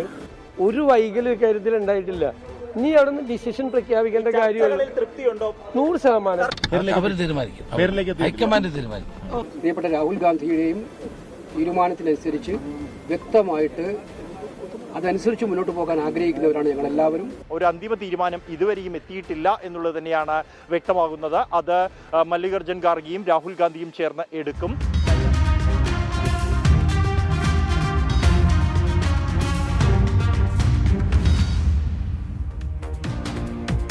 ഇവിടെ പ്രേക്ഷകർ കണ്ടത് ഇന്നലെ നടന്ന ചില സംഭവ വികാസങ്ങളാണ്. ചില പ്രേക്ഷകരൊക്കെ ചോദിക്കുന്നുണ്ട്, CSKN മുഖ്യമന്ത്രി ആരാണെന്ന് പറയൂ. ഞാൻ എന്ത് ചെയ്യും? അപ്പോൾ എന്തായാലും മുഖ്യമന്ത്രി തീരുമാനം ഡൽഹിയിൽ നിന്ന് ഉണ്ടായിട്ടില്ല. VD സതീശന് വേണ്ടിയും KC വേണുഗോപാലിന് വേണ്ടിയും അതുപോലെ രമേശ് ചെന്നിത്തലയ്ക്ക് വേണ്ടിയും ആളുകൾ ചേരിതിരിഞ്ഞ് നടക്കുന്നു.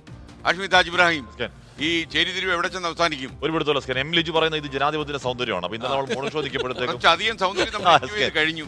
എന്ന് പറഞ്ഞാൽ ഇന്നലെ നമ്മൾ മോണിഷോദിക്കുമ്പോൾ ഒരു പ്രശ്നം, ജനാധിപത്യത്തിന്റെ സൗന്ദര്യം ലേശം ഒന്ന് കുറയ്ക്കാൻ നിവൃത്തിയുണ്ടോ? സ്വാഭാവിക ചോദ്യമാണ്. എന്തായാലും ഇന്നലെ അക്കാര്യം തീരുമാനം ഉണ്ടാകുന്ന എല്ലാവരും വിചാരിച്ചതാണ്. കാര്യം 4 മണിക്ക് ഷാർപ്പ് ചർച്ച തുടങ്ങി. 7 മണിയായപ്പോഴും തീരുമാനമൊന്നും ഉണ്ടായില്ല. ഇപ്പോൾ ഈ ഹൈക്കമാൻഡ് നേതാക്കളുടെയും രാഹുൽ ഗാന്ധിയുടെ നമുക്ക് ചിത്രം AKG സെന്ററിൽ തൂക്കാൻ പോകുന്ന നിൽക്കുന്നുണ്ട്. ഈ വീടിന്റെ ഐശ്വര്യം എന്ന് പറഞ്ഞുകൊണ്ട് ഈ തെരഞ്ഞെടുപ്പ് CPM അടപടലം അസാധ്യ ആഘാതമുണ്ടാക്കിയ തെരഞ്ഞെടുപ്പാണ്. എന്ന് പറഞ്ഞാൽ ഈ പറയുന്ന അവരുടെ ശക്തി ദുർഗങ്ങൾ എന്താണ് ഈ പറയുന്ന പയ്യന്നൂർ അടക്കം തൃക്കരിപ്പൂര് അടക്കം തളിപ്പറം അടക്കം അടിഞ്ഞു വീണ് തെരഞ്ഞെടുപ്പാണ്. അത് ആ പരാജയത്തിന്റെ ചർച്ചയിൽ നിന്നും മുഖ്യമന്ത്രി എവിടെ എന്ന ചർച്ചയിലേക്ക് വഴിമാറ്റിയതിൽ CPM രക്ഷകനായി മാറുന്നുണ്ട് ഹൈക്കമാൻഡ്. തർക്കം വേണ്ട.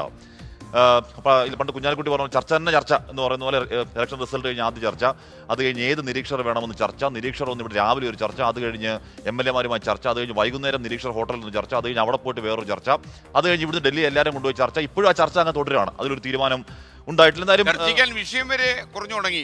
തുടങ്ങി എന്നാൽ ചർച്ചയ്ക്ക് അങ്ങ് ചർച്ച ഏറ്റവും കൂടുതൽ ഒരു തീരുമാനം ഉണ്ടാവട്ടെ.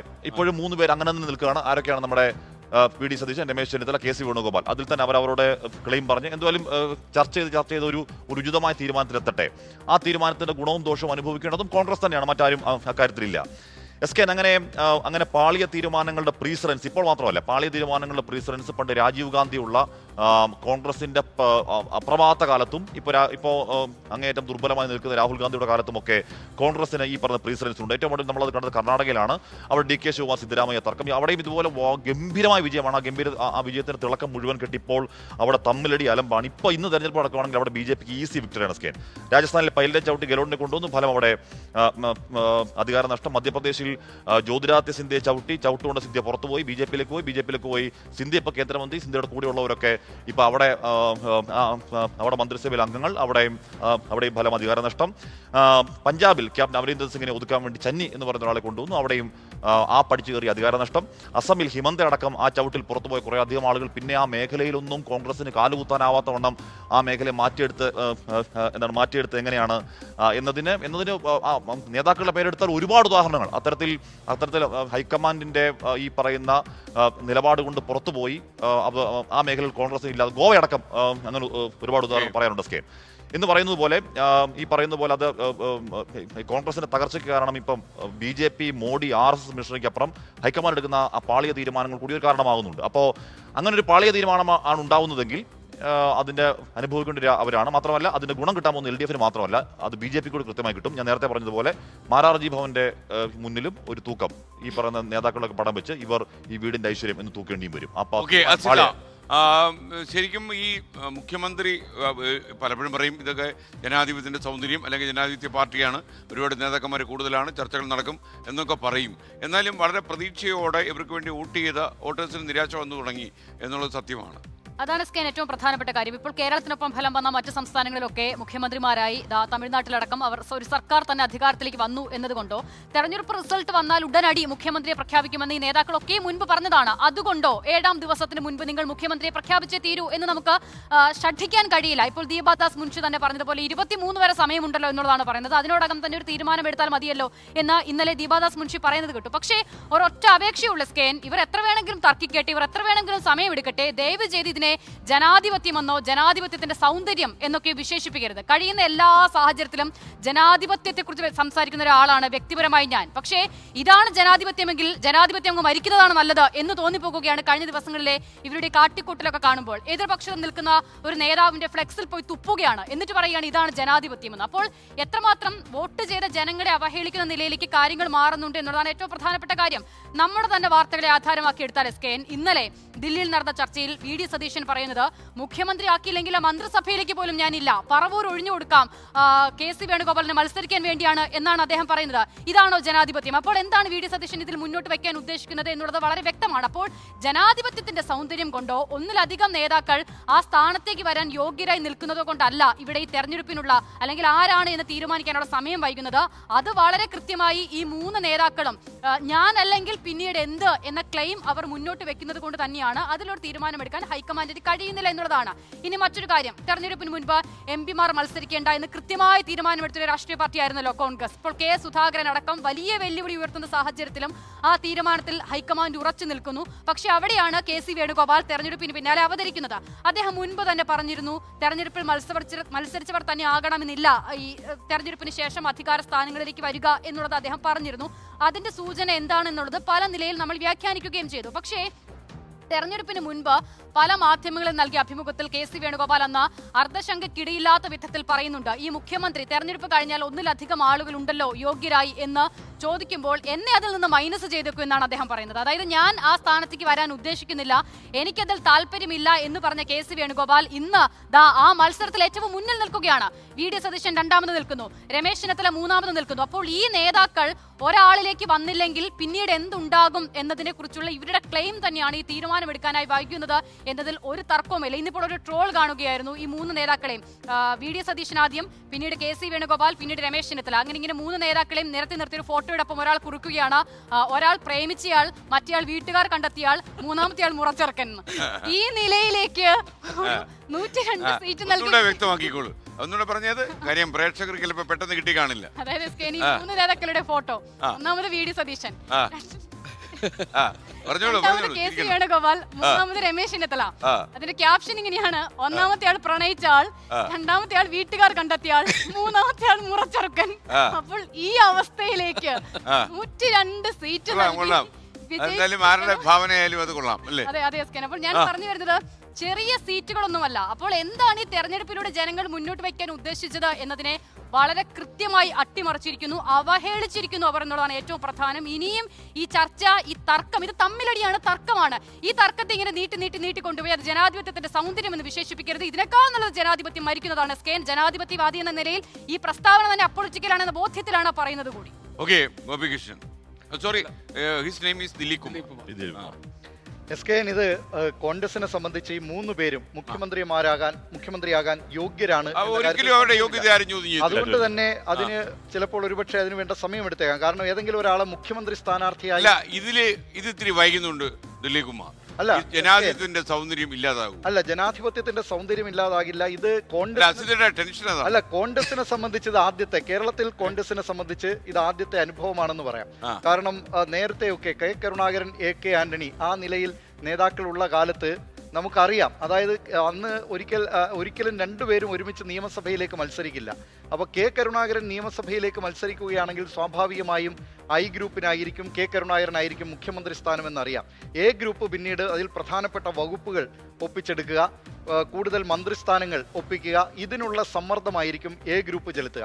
AK ആന്റണി നിയമസഭയിലേക്ക് മത്സരിക്കുമ്പോൾ ഒരു പൊതുധാരണയുണ്ടാകും, AK ആന്റണി ആയിരിക്കും മുഖ്യമന്ത്രി എന്ന കാര്യത്തിൽ. അപ്പോൾ I ഗ്രൂപ്പുകാർ I ഗ്രൂപ്പുകാർ പറയുക I ഗ്രൂപ്പിന് കൂടുതൽ സീറ്റിനും അതിനുവേണ്ടിയുള്ള സമ്മർദ്ദങ്ങളൊക്കെയാണ്. നമുക്കറിയാമല്ലോ, ഈ കേരളത്തിൽ പ്രചാരണ രംഗത്തിറങ്ങിയ 3 സ്ഥാനാർത്ഥികളെ പോലും പിൻവലിപ്പിച്ചിട്ട് പിന്നീട് 3 സ്ഥാനാർത്ഥികളെ കൊണ്ടുവന്ന് 2001 UDF വലിയ വിജയം നേടി. ഇതിനും മുമ്പുള്ള വലിയ വിജയം 99 സീറ്റ്, പിന്നീട് കഴക്കൂട്ടത്ത് നിന്ന് ജയിച്ച സ്വതന്ത്രൻ MA വാഹിദ് കൂടി പിന്തുണച്ചപ്പോൾ 100 സീറ്റിലേക്ക് എത്തിയ ആ UDFന്റെ വിജയം നേടിയ 2001 തെരഞ്ഞെടുപ്പിലാണ് ഇങ്ങനെ ഈ തർക്കം അത് തെരഞ്ഞെടുപ്പിന് മുമ്പായിരുന്നു. കാരണം AK ആന്റണി മത്സരിക്കുന്നുണ്ട്. അപ്പോൾ സ്വാഭാവികമായി മുഖ്യമന്ത്രി പദത്തിൽ തർക്കമില്ല. MLA മാരുടെ എണ്ണം കൂട്ടുന്നതുമായി ബന്ധപ്പെട്ട I ഗ്രൂപ്പ് നേരത്തെ തന്നെ 3 I വിഭാഗത്തിലുള്ള ആളുകളെ സ്ഥാനാർത്ഥികളാക്കി നിർദ്ദേശിക്കുകയും A വിഭാഗം പോസ്റ്ററൊക്കെ അടിച്ച് പ്രചാരണം തുടങ്ങിക്കഴിഞ്ഞ ആളുകളെ പിൻവലിപ്പിക്കുകയും ചെയ്യുന്നതിനും കേരളം സാക്ഷ്യം വഹിച്ചിട്ടുണ്ട്. നേരത്തെ ഈ തർക്കങ്ങളൊക്കെ ഉണ്ടായിരുന്നത് കമ്മ്യൂണിസ്റ്റ് പാർട്ടിയിലായിരുന്നു.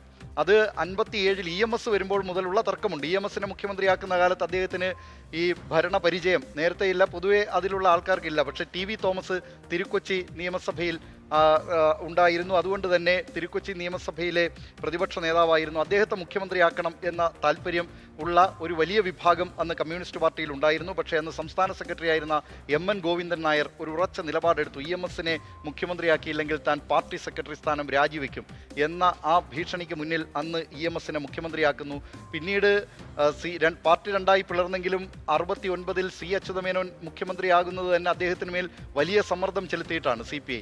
78 AK ആന്റണി മുഖ്യമന്ത്രി സ്ഥാനം ഒഴിയുമ്പോൾ അന്ന് CPIയുടെ നേതാവായിരുന്ന MN ഗോവിന്ദൻ നായരെ മുഖ്യമന്ത്രിയാക്കണമെന്ന് അന്ന് അദ്ദേഹം പരസ്യമായി ആവശ്യപ്പെട്ടിരുന്നു. പക്ഷേ MN അതിൽ താല്പര്യമുണ്ടായിരുന്നില്ല. PKV പിന്നീട് മുഖ്യമന്ത്രിയാവുകയും ചെയ്തു.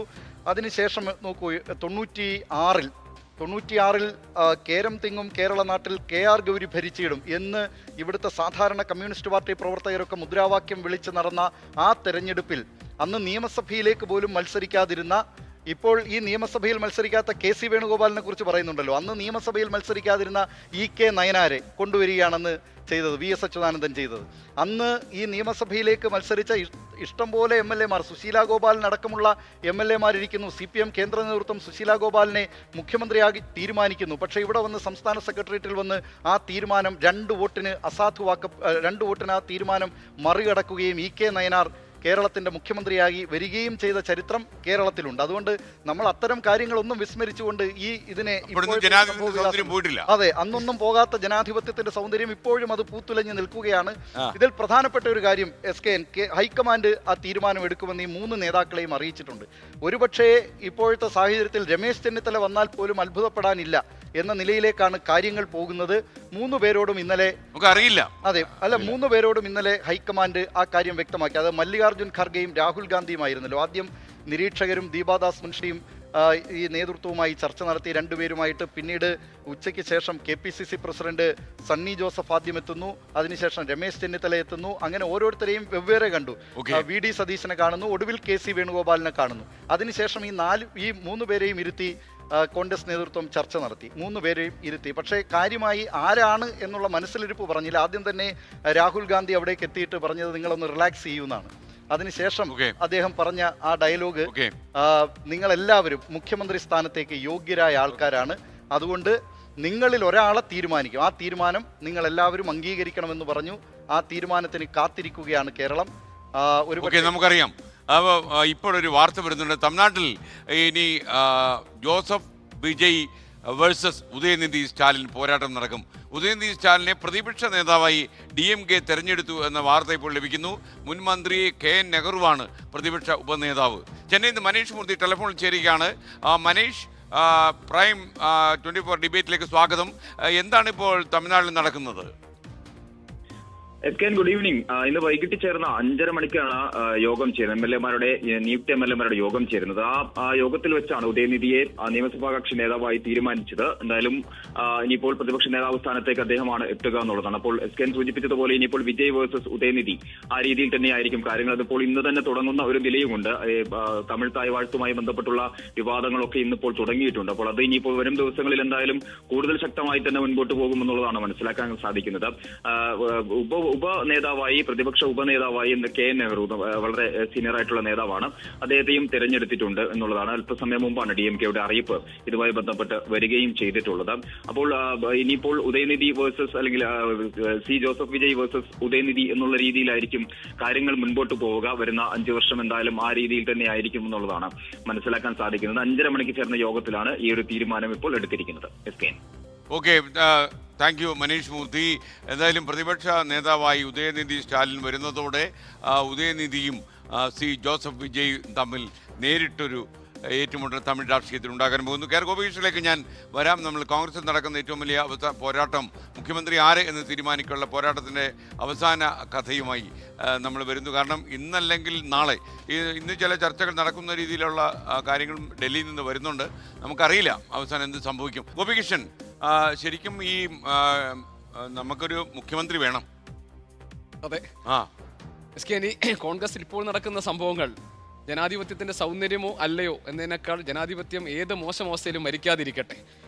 നമ്മുടെ തൊട്ട് അടുത്ത സംസ്ഥാനം തമിഴ്നാട്ടിൽ അവിടെ കൃത്യമായ ഭൂരിപക്ഷം ഇല്ലാതിരുന്നിട്ട് കൂടി അവിടെ ഒരു മുഖ്യമന്ത്രിയായി എന്നത് കേരളത്തിലെ ജനങ്ങളെ സംബന്ധിച്ച് നിർഭാഗ്യകരമായി. ഇപ്പൊ നമുക്ക് വേറെ കാര്യങ്ങളും കൂട്ടത്തിൽ പറയണം.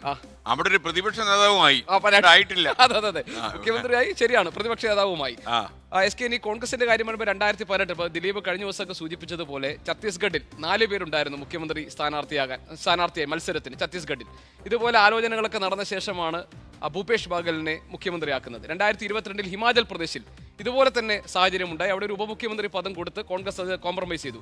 2023 തെലങ്കാനയിൽ രേവന്ത് റെഡ്ഡിയെ നിശ്ചയിച്ചതും ഇതുപോലെയുള്ള ആശയക്കുഴപ്പത്തിനൊടുവിലാണ്. 2023 തന്നെ കർണാടകയിൽ സിദ്ധരാമയ്യയെ മുഖ്യമന്ത്രിയാക്കിയതും ഇതുപോലെ തന്നെ. അപ്പോൾ ഇത് കോൺഗ്രസ് ഹൈക്കമാൻഡിനെ സംബന്ധിച്ച് ഏതെങ്കിലും ഗുരുതരമായ ഒരു സാഹചര്യമോ സ്ഥിതിവിശേഷമോ ഒന്നുമല്ല. അവർ ഇത്തരം സാഹചര്യങ്ങൾ കൈകാര്യം ചെയ്ത് പരിചയമുള്ളവരാണ്. ഇനി 3 പേരുടെയും യോഗ്യതയെക്കുറിച്ച് നോക്കുമ്പോൾ നമുക്ക് ഇങ്ങനെ പറയാം, അപ്പം അംഗബലം കൊണ്ട് KC വേണുഗോപാൽ, കാരണം MLA-മാരുടെ എണ്ണം കൂടുതൽ അദ്ദേഹത്തിനാണ്. പിന്നെ ആൾബലം കൊണ്ട്, അതായത് കൂടുതൽ ആളുകൾക്ക് താല്പര്യം VD സതീശൻ, അനുഭവ പരിചയം കൊണ്ട് രമേശ് ചെന്നിത്തല. ഇങ്ങനെയാണ് 3 പേരും അവർ പൊസിഷൻ ചെയ്തിരിക്കുന്നത്. അവിടെ ഇന്നലെ ഹൈക്കമാൻഡിന്റെ ചർച്ചകൾ ഒക്കെ നടന്നെങ്കിലും പുറത്തുവരുന്ന റിപ്പോർട്ടുകൾ അനുസരിച്ച് ഹൈക്കമാൻഡ് ഈ 3 നേതാക്കൾക്കും കൊടുത്തിരിക്കുന്ന മെസ്സേജ്, സന്ദേശം എന്നത് ഞങ്ങൾ തീരുമാനിക്കും, ഒരു പേര് ഞങ്ങൾ പറയും. ഇപ്പോൾ നിങ്ങളുടെ 3 പേരുടെയും പേരിൽ കോൺഗ്രസ് കേരളത്തിൽ നടന്നുകൊണ്ടിരിക്കുന്ന ഈ പ്രകടനങ്ങൾ, പരസ്പരമുള്ള ഈ തൊഴുത്തിൽ കുത്ത്, ഇത് അവസാനിപ്പിക്കണം, അതിന് നിങ്ങൾ നിർദ്ദേശം കൊടുക്കണം എന്ന കർശനമായ ഒരു വാർണിംഗ് ആണ് ഇന്നലെ ഹൈക്കമാൻഡ് നൽകിയിരിക്കുന്നത്. അതിൻ്റെ ഏറ്റവും പ്രത്യക്ഷമായ ഉദാഹരണമാണ് ഇത്. കഴിഞ്ഞ 3 നേതാക്കൾ ഇറങ്ങി ഒന്നും മിണ്ടാതെ വന്ന് ദീപാദാസ് മുൻഷിക്കൊപ്പം നിന്നു. ദീപാദാസ് മുൻഷി ആദ്യം സംസാരിച്ചു, വി.ഡി. സതീശൻ പിന്നീട് സംസാരിച്ചു, രമേശ് ചെന്നിത്തല സംസാരിച്ചു, അതിനുശേഷം കെ.സി. വേണുഗോപാൽ ഇത് എൻഡോഴ്സ് ചെയ്തു. അതായത് ഞങ്ങളുടെ പേരിൽ നടക്കുന്ന ഈ പ്രശ്നങ്ങൾ അവസാനിക്കും. അതായത് നമ്മളായി മാറ്റം വി.ഡി. സതീശൻ സംസാരിച്ചു, കെ.സി. രമേശ് ചെന്നിത്തല, അതെ, അറ്റ് ലാസ്റ്റ് രമേശ് ചെന്നിത്തല. അങ്ങനെയാണോ? അല്ലേ, അങ്ങനെ അല്ലല്ല, സണ്ണി ജോസഫ്, അത് കഴിഞ്ഞ് രമേശ് ചെന്നിത്തല, ആദ്യം പറഞ്ഞത് വീഡിയാണ്. അതെ, എല്ലാരും സംസാരിച്ചു. ഫസ്റ്റ് പറഞ്ഞത് വീഡിയാണ്, പിന്നെ കെ.സി. ആണല്ലേ, കെ.സി. അതിനുശേഷം ഏതായാലും ഈ 3 നേതാക്കളും കൊടുക്കാൻ ഉദ്ദേശിച്ച, അതായത് ഹൈക്കമാൻഡ് അവരോട് ആവശ്യപ്പെട്ടതായി നമ്മൾ മനസ്സിലാക്കുന്നത്, നിങ്ങൾ ആദ്യം അത് തിരുത്തു, നിങ്ങൾ ചെയ്തുകൊണ്ടിരിക്കുന്ന അവിടെ നടക്കുന്ന ഈ സ്റ്റേജ് മാനേജർ പരിപാടി നിർത്തൂ, ആ സന്ദേശം ആദ്യം താഴേക്ക് പോകട്ടെ എന്നതാണ്. ഇനി തീരുമാനം വരാൻ പോകുന്നത് ഹൈക്കമാൻഡിന്റെ ഭാഗത്ത് നിന്നാണ്. അതൊരു ഒറ്റ തീരുമാനമായിരിക്കും. അതിനു മുൻപ് സാധ്യതയുള്ളത് A.K. ആന്റണി, സോണിയാഗാന്ധി പോലുള്ളവരുമായി അവർ ആശയവിനിമയം നടത്തും.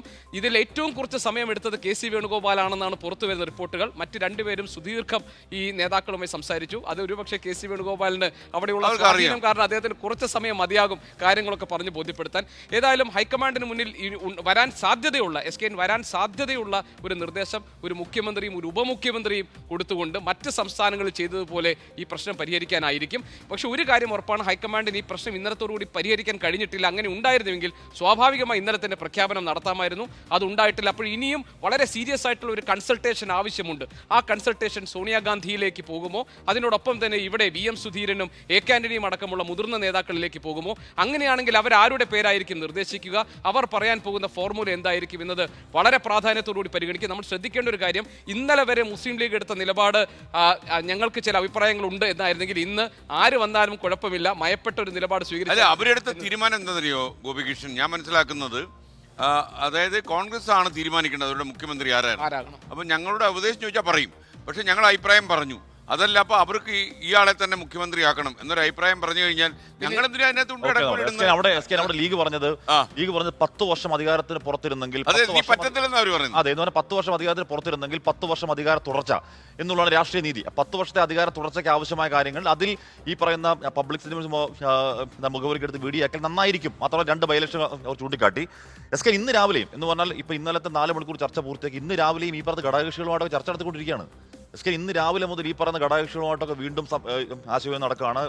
A.K. ആന്റണിയുമായി സോണിയാഗാന്ധിയുമായി ഒക്കെ നടന്നുകൊണ്ടിരിക്കുകയാണ്. അപ്പോൾ ഇപ്പോഴും ഇന്നലത്തെ ആ സാഹചര്യത്തിൽ ഏതെങ്കിലും തരത്തിൽ കാര്യങ്ങളും ഒരു മാറ്റം ഉണ്ടാകുന്നില്ല, ഒരു ക്ലാരിറ്റി വരുന്നില്ല. ഇന്നും ഫുൾ ഓൺ ചർച്ചയാണ്. ഈ നേതാക്കളോട് ചർച്ചയില്ലെന്നേ ഉള്ളൂ. കോൺഗ്രസിന്റെ സംഘടന നേതാക്കൾ അവിടെ ഇല്ല എന്ന് വെച്ചാൽ അതിലിപ്പോ രാഹുൽ ഗാന്ധി ചെന്നൈ പോയി, മല്ലികാർജുൻ ഖർഗെ കർണാടകയിലെ ഡി സാഗർ എന്ന് പറയുന്ന മന്ത്രി മരിച്ചതിനെ തുടർന്ന് അവിടേക്ക് പോയിരിക്കുകയാണ്, അന്തരിച്ചപ്പോൾ അവിടേക്ക് പോയിരിക്കുകയാണ്. നാളെ ഇനി തിരികെ എത്തുകയുള്ളൂ. അല്ല, കോൺഗ്രസിനെ സംബന്ധിച്ച് കോൺഗ്രസിന്റെ സംഘടനാ രീതി അനുസരിച്ച് ഭൂരിപക്ഷം MLA-മാരുടെ പിന്തുണ ആർക്കാണോ അവരെ മുഖ്യമന്ത്രിയായി കണക്കാക്കുക എന്നതാണ്.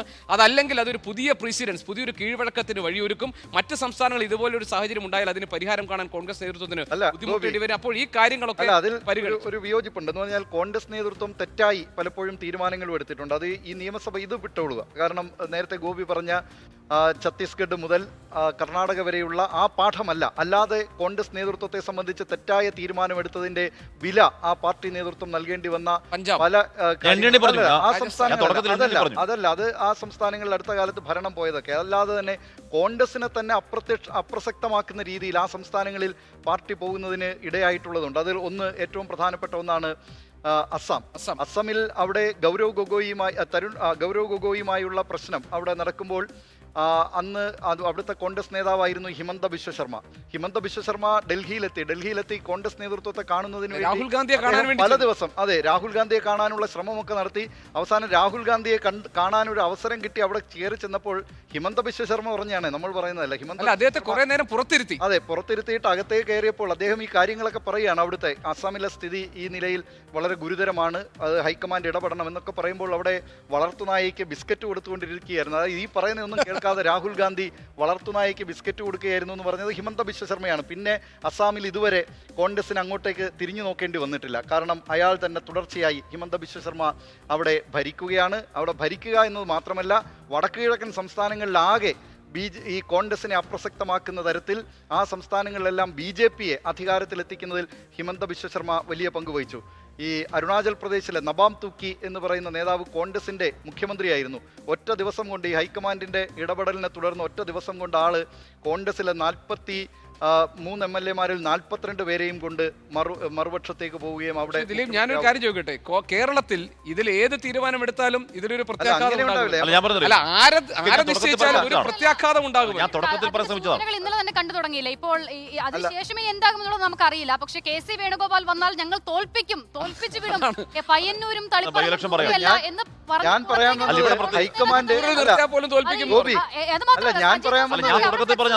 ഹൈക്കമാൻഡ് ഹൈക്കമാൻഡ് തെരഞ്ഞെടുപ്പിനെ സജി ജോസഫ് കാണില്ല എന്ന് സജി ജോസഫിനെതിരെ ഞാൻ പറയാൻ വന്നത് ഹൈക്കമാൻഡ് എപ്പോഴും വയസ്സായിട്ടുള്ള ഒരു തീരുമാനം മാത്രം എടുക്കണം. അല്ല, ഞാൻ പറഞ്ഞത് ഞാൻ തുടക്കത്തിൽ പറയാൻ ശ്രമിച്ചതാണ് എന്ന് പറഞ്ഞാൽ അങ്ങനെ പാളിയതിൽ അവിടെ കോൺഗ്രസിന് കാലുകുത്താൻ കഴിയാത്തവണ്ണം നശിച്ച് നാശകോശമായി മുടിഞ്ഞു മുണ്ടക്കോലെടുത്ത ഒരുപിടി സംസ്ഥാനങ്ങൾ അവിടെ ഉണ്ട്. ഇവിടെ നമ്മൾ ചരിത്രത്തിലേക്ക് ഒന്നും ഉണ്ട്. ഇവിടെ സംഭവിച്ചത് എന്താണ്? ഇവിടെ സംഭവിച്ചത് മൂന്നാം ഊഴത്തിൽ തുടർഭരണമെന്ന പെർസെപ്ഷൻ ഉണ്ടാകുന്നു. അതിനുശേഷം ഇഞ്ചോടിഞ്ച് കട്ടക്കേട്ട പോരാട്ടം എന്ന പെർസെപ്ഷൻ. അങ്ങനെയൊന്നുമല്ല. ഈ സർക്കാരിനെ മടുത്ത് 102 സീറ്റിൽ ജനം വിജയിപ്പിച്ചത് കോൺഗ്രസ്സുകാരും ഖദർദാരികളുടെ വോട്ട് കൊണ്ട് മാത്രമല്ല. ഇവിടെ CPM-മാരുടെ വോട്ട് അടക്കം അതിലുണ്ട്. ഇവിടെ അല്ലാത്ത രാഷ്ട്രീയമില്ലാത്തവരുടെ വോട്ടുണ്ട്. ഇവിടെ എന്താണ് പുതിയ ന്യൂജൻ വോട്ടുണ്ട്. എന്നാൽ വലിയ പ്രതീക്ഷകളുടെ ഒരു വോട്ടിന്റെ എന്താണ് ഒരു നിക്ഷിപ്തമാണ്, ഒരു ഇൻവെസ്റ്റ്മെന്റ് ആണ് 102 സീറ്റ്. ആ 102 സീറ്റ് നൽകി വലിയ വിജയത്തിലേക്ക് നയിച്ചവരോട് അവഹേളിക്കലാണ്, അപമാനിക്കണം, അധിക്ഷേപിക്കലാണ്. ഇനിയും വൈകിയാൽ അത് ഇനിയും വൈകാതിരിക്കട്ടെ. നമ്മൾ ചരിത്രത്തിലേക്കൊന്നും ഒരുപാട് പോകേണ്ട കാര്യമുണ്ടോ എന്ന് എനിക്കറിയില്ല. പക്ഷേ ഇനിയും വൈകിയാൽ അത് വോട്ടർമാരോട് കാണിക്കുന്ന കഷ്ടമാണ്. വാഷ്മി 100 രൂപ അടച്ച് ഒരു പ്രേക്ഷകൻ എഴുതിയിരിക്കുകയാണ്, VD എന്ന അനിയത്തിയെ കാണിച്ച് KC എന്ന ചേച്ചിയെ കെട്ടിക്കുന്നു. ഞാൻ കോൺഗ്രസ് നോട്ട് ചെയ്ത് VD മുഖ്യമന്ത്രിയാകണമെന്ന് വിചാരിച്ചാണ് എന്ന ഒരു പ്രേക്ഷകൻ പറയും. സുദേവൻ എന്നൊരു പ്രേക്ഷകൻ 100 രൂപയും കെട്ടി അദ്ദേഹം ജനങ്ങൾക്ക് ഇപ്പോൾ ഈ ഒരു തെരഞ്ഞെടുപ്പിൽ ഒരു നേതാവിനെ തന്നെ, ഒരു ഫേസിനെ തന്നെ ഉയർത്തി തെരഞ്ഞെടുപ്പിനെ നേരിടണോ എന്ന് ചോദിച്ചാൽ നമുക്ക് എല്ലാവരും അത് വേണം എന്ന് പറയാൻ കഴിയില്ല. പക്ഷെ ഈ തെരഞ്ഞെടുപ്പിൽ അത് ഉണ്ടായിരുന്നു. അതാണ് പ്രത്യേകത. അത് രണ്ടിടത്തും ഉണ്ടായിരുന്നു. കോൺഗ്രസിൽ അത് UDF പറഞ്ഞില്ല. ആളുകൾ ഗസ് ചെയ്തിട്ടുണ്ട് എന്നല്ലാതെ. അല്ല, ഇതിന് ലീഡ് ചെയ്തത് സ്വാഭാവികമായും VD സതീശനാണല്ലോ. പിന്നെ ആരാണ് കളത്തിലുള്ളത്? KC വേണുഗോപാൽ മത്സരിച്ചിട്ടില്ല. MP-മാർ മത്സരിക്കേണ്ടെന്ന് തീരുമാനിക്കുന്നു. മാത്രമല്ല, ഈ പേരുകളിൽ താങ്കളും ഉണ്ടല്ലോ എന്ന് ചോദിക്കുമ്പോൾ എന്നെ അതിൽ നിന്ന് മൈനസ് ചെയ്യുന്നു പറയുന്നത് ആരാണ്? ഇതേ KC വേണുഗോപാലാണ്. പിന്നീട് കഴിഞ്ഞ തെരഞ്ഞെടുപ്പുകളിൽ ലീഡ് ചെയ്ത ആൾ VD സതീശനാണ്. ഇവിടെയും അത് അങ്ങനെ തന്നെയായിരുന്നു. അതിൽ തർക്കമില്ല. അപ്പോൾ ഭൂരിപക്ഷ MLA-മാർ KC-യുടെ പേര് പറഞ്ഞാൽ പിന്നെ എന്ത് ചെയ്യും? അല്ല, അത് ശരിയാണ്.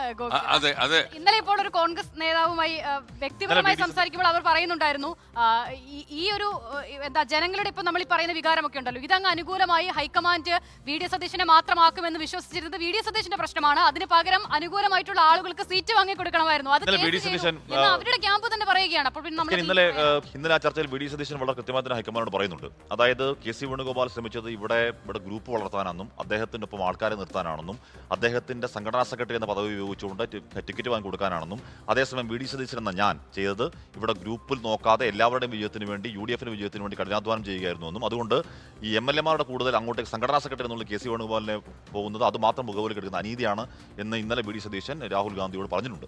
നമുക്കറിയാം. അല്ല, അത് സംസ്ഥാന കോൺഗ്രസിൽ ഇത് ഒന്നും, കാരണം ഏത് പാർട്ടിയും ഏത് നേതാക്കളും അവരവരുടെ അനുകൂലിക്കുന്ന ആളുകളെ മത്സരരംഗത്ത് ഇറക്കുന്നതിനാണ് നേരത്തെ മുതൽ തന്നെ ശ്രമിച്ചിരുന്നത്. അതാണ് ഞാൻ നേരത്തെ ഈ കോൺഗ്രസിലെ K കരുണാകരന്റെ കാലവും A ഗ്രൂപ്പിന് വേണ്ടി AK ആന്റണി രംഗത്തിറങ്ങില്ലെങ്കിലും ഉമ്മൻചാണ്ടി, KC ജോസഫ്, ബെന്നി ബെഹനാൻ തുടങ്ങിയ ആര്യാടൻ മുഹമ്മദ് തുടങ്ങിയ അവരുടെ മാനേജർമാർ, A ഗ്രൂപ്പിന്റെ മാനേജർമാർ നടത്തിക്കൊണ്ടിരുന്ന കാര്യവും അത് തന്നെയായിരുന്നു. ഓക്കെ ദിലീപ്, ഇനിയിപ്പം നമുക്ക് മുഖ്യമന്ത്രിയുടെ കാര്യം അങ്ങനെ ഇരിക്കെ പ്രതിപക്ഷ നേതാവ് നമുക്ക് ശരിയായിട്ടില്ല. അപ്പം നമുക്ക് പ്രതിപക്ഷ നേതാവ് എപ്പോൾ റെഡിയാവും അതുകൂടി നമുക്ക് അന്വേഷിക്കണം.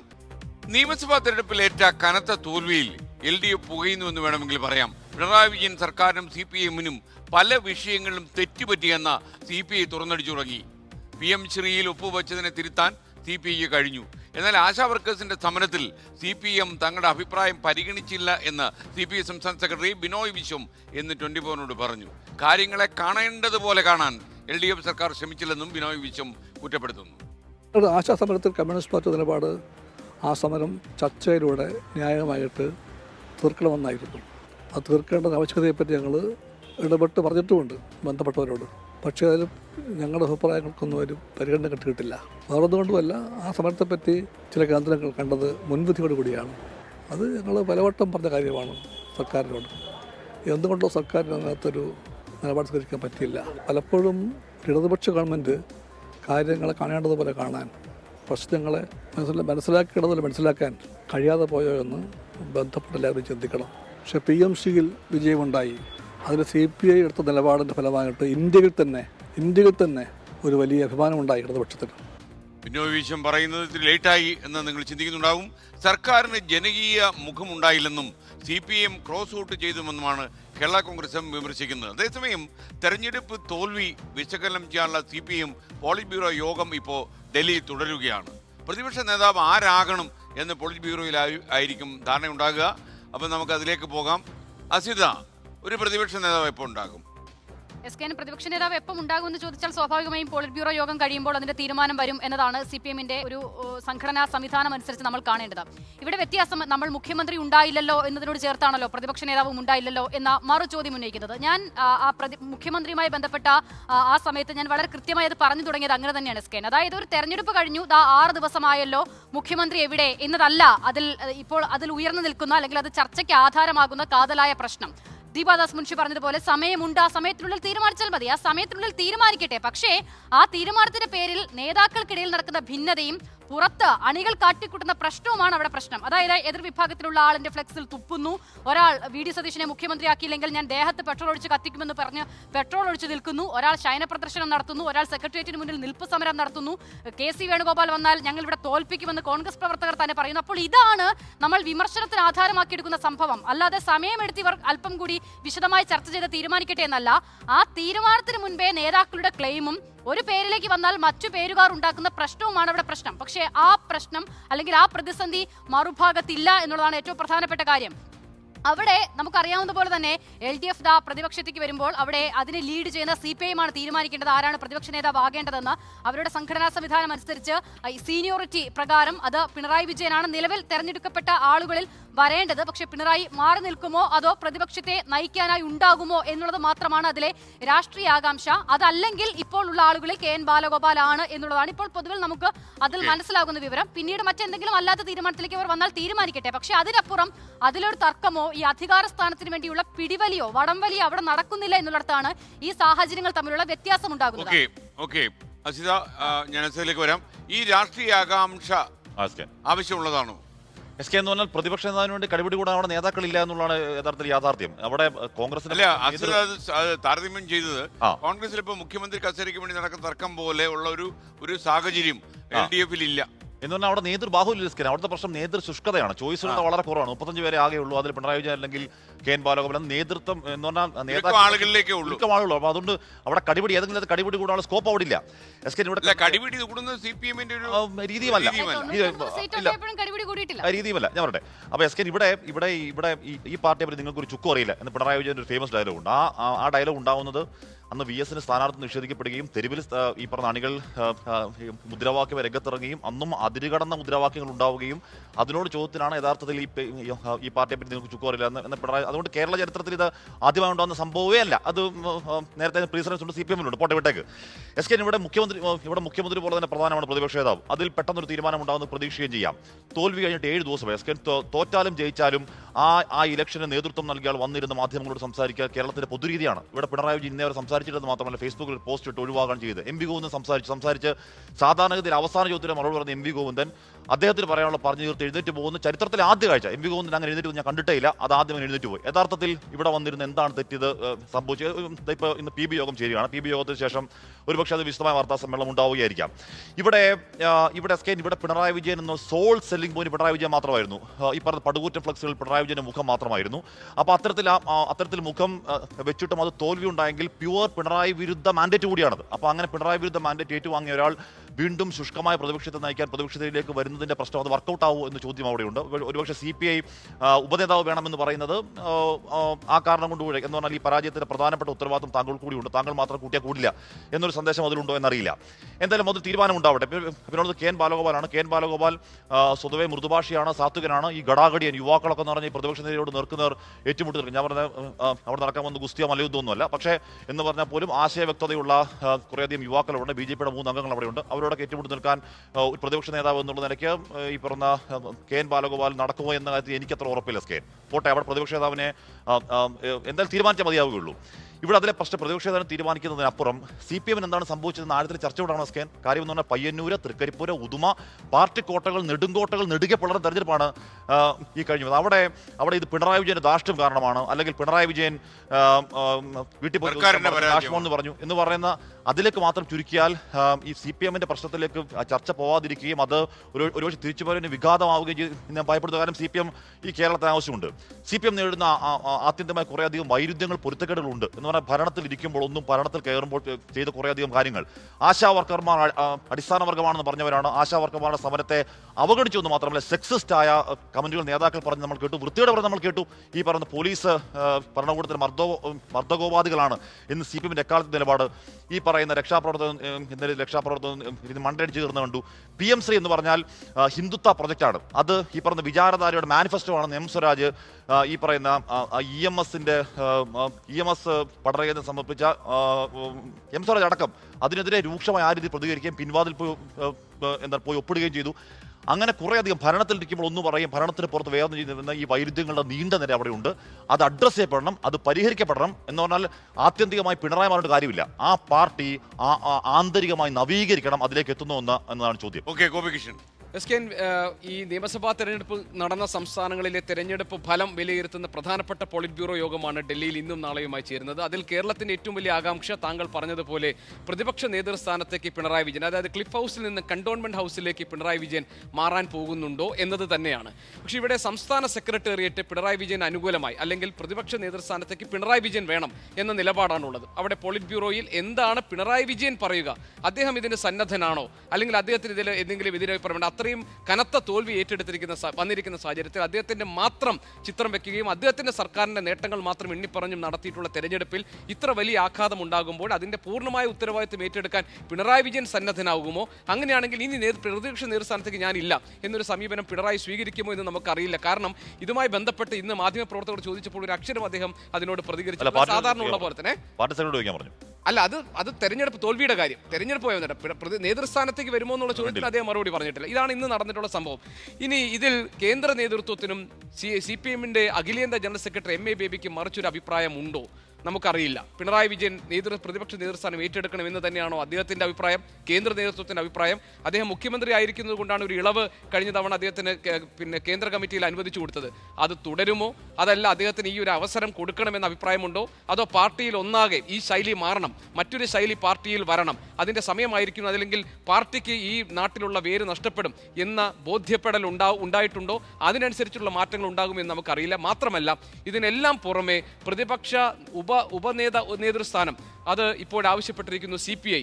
അപ്പോൾ CPMനകത്ത് ഒരു ആലോചന നടന്നത് പിണറായി വിജയൻ പ്രതിപക്ഷ നേതാവ്, ഉപനേതാവായി KN ബാലഗോപാൽ എന്ന ഒരു ആശയം അവിടെ ചർച്ച ചെയ്തിരുന്നു. പക്ഷേ CPI പറഞ്ഞിരിക്കുന്നു ഉപനേതാവായി CPIയിൽ നിന്നൊരാൾ വരണം എന്നതാണ്. ഇപ്പോൾ SKN പറഞ്ഞതുപോലെ ഘടകകക്ഷികളിൽ നിന്ന് വലിയ വിമർശനങ്ങൾ ഉയർന്നു വരികയാണ്. CPI പറയുന്നു ജനകീയ പ്രശ്നങ്ങളിൽ CPI ഉൾപ്പെടെയുള്ള ഘടകകക്ഷിയുടെ സമീപനവും നിലപാടുകളും ഒന്നും പരിശോധിക്കപ്പെട്ടില്ല.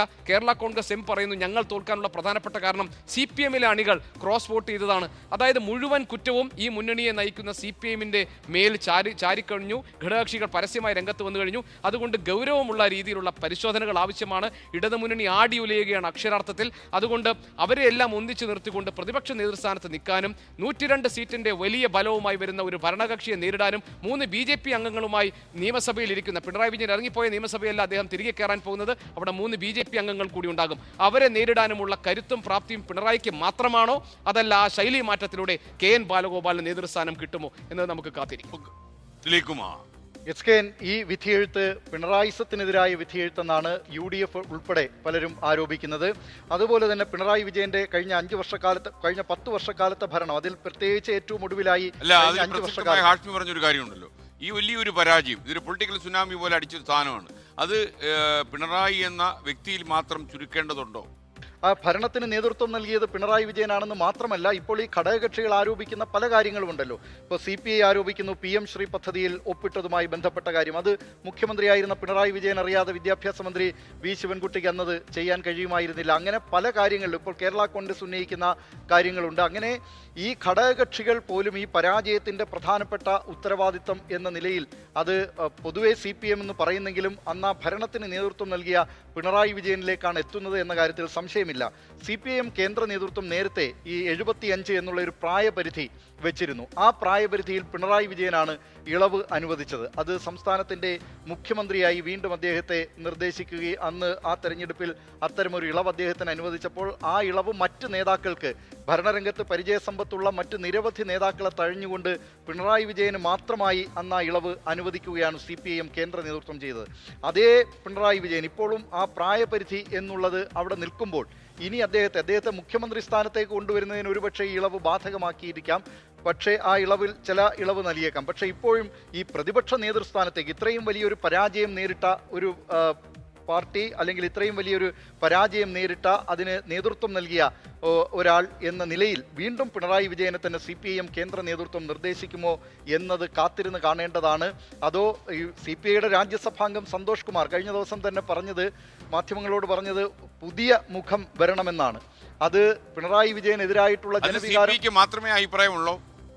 അല്ല, CPI ഇന്നിപ്പോൾ കേരള കോൺഗ്രസിന്റെ അഭിപ്രായമൊക്കെ ഏതാണ്ട് അതിൽ വരികൾക്കിടയിൽ വായിച്ചാൽ തന്നെ ഈ CPM-നും അതിന് നേതൃത്വം നൽകിയ, ഭരണത്തിന് നേതൃത്വം നൽകിയ ആൾക്കും എതിരായിട്ടുള്ള വിധിയെഴുത്ത്. കേരള കോൺഗ്രസിന്റെ അഭിപ്രായത്തേക്ക് മത്സരിച്ച എല്ലാ സീറ്റുകളിലും പരാജയപ്പെട്ട ശേഷം അതിന്റെ ഉത്തരവാദിത്തം പൂർണ്ണമായും CPM-നെതിരെ എല്ലായിടത്തും വിമർശനമുണ്ടല്ലോ, എന്നാൽ പിന്നെ ഇതിന്റെ ഉത്തരവാദിത്തം കൂടി ഇരിക്കട്ടെ എന്ന് പറഞ്ഞ് കെട്ടിക്കൊടുക്കുന്ന രീതിയല്ലേ ഇതിപ്പോൾ?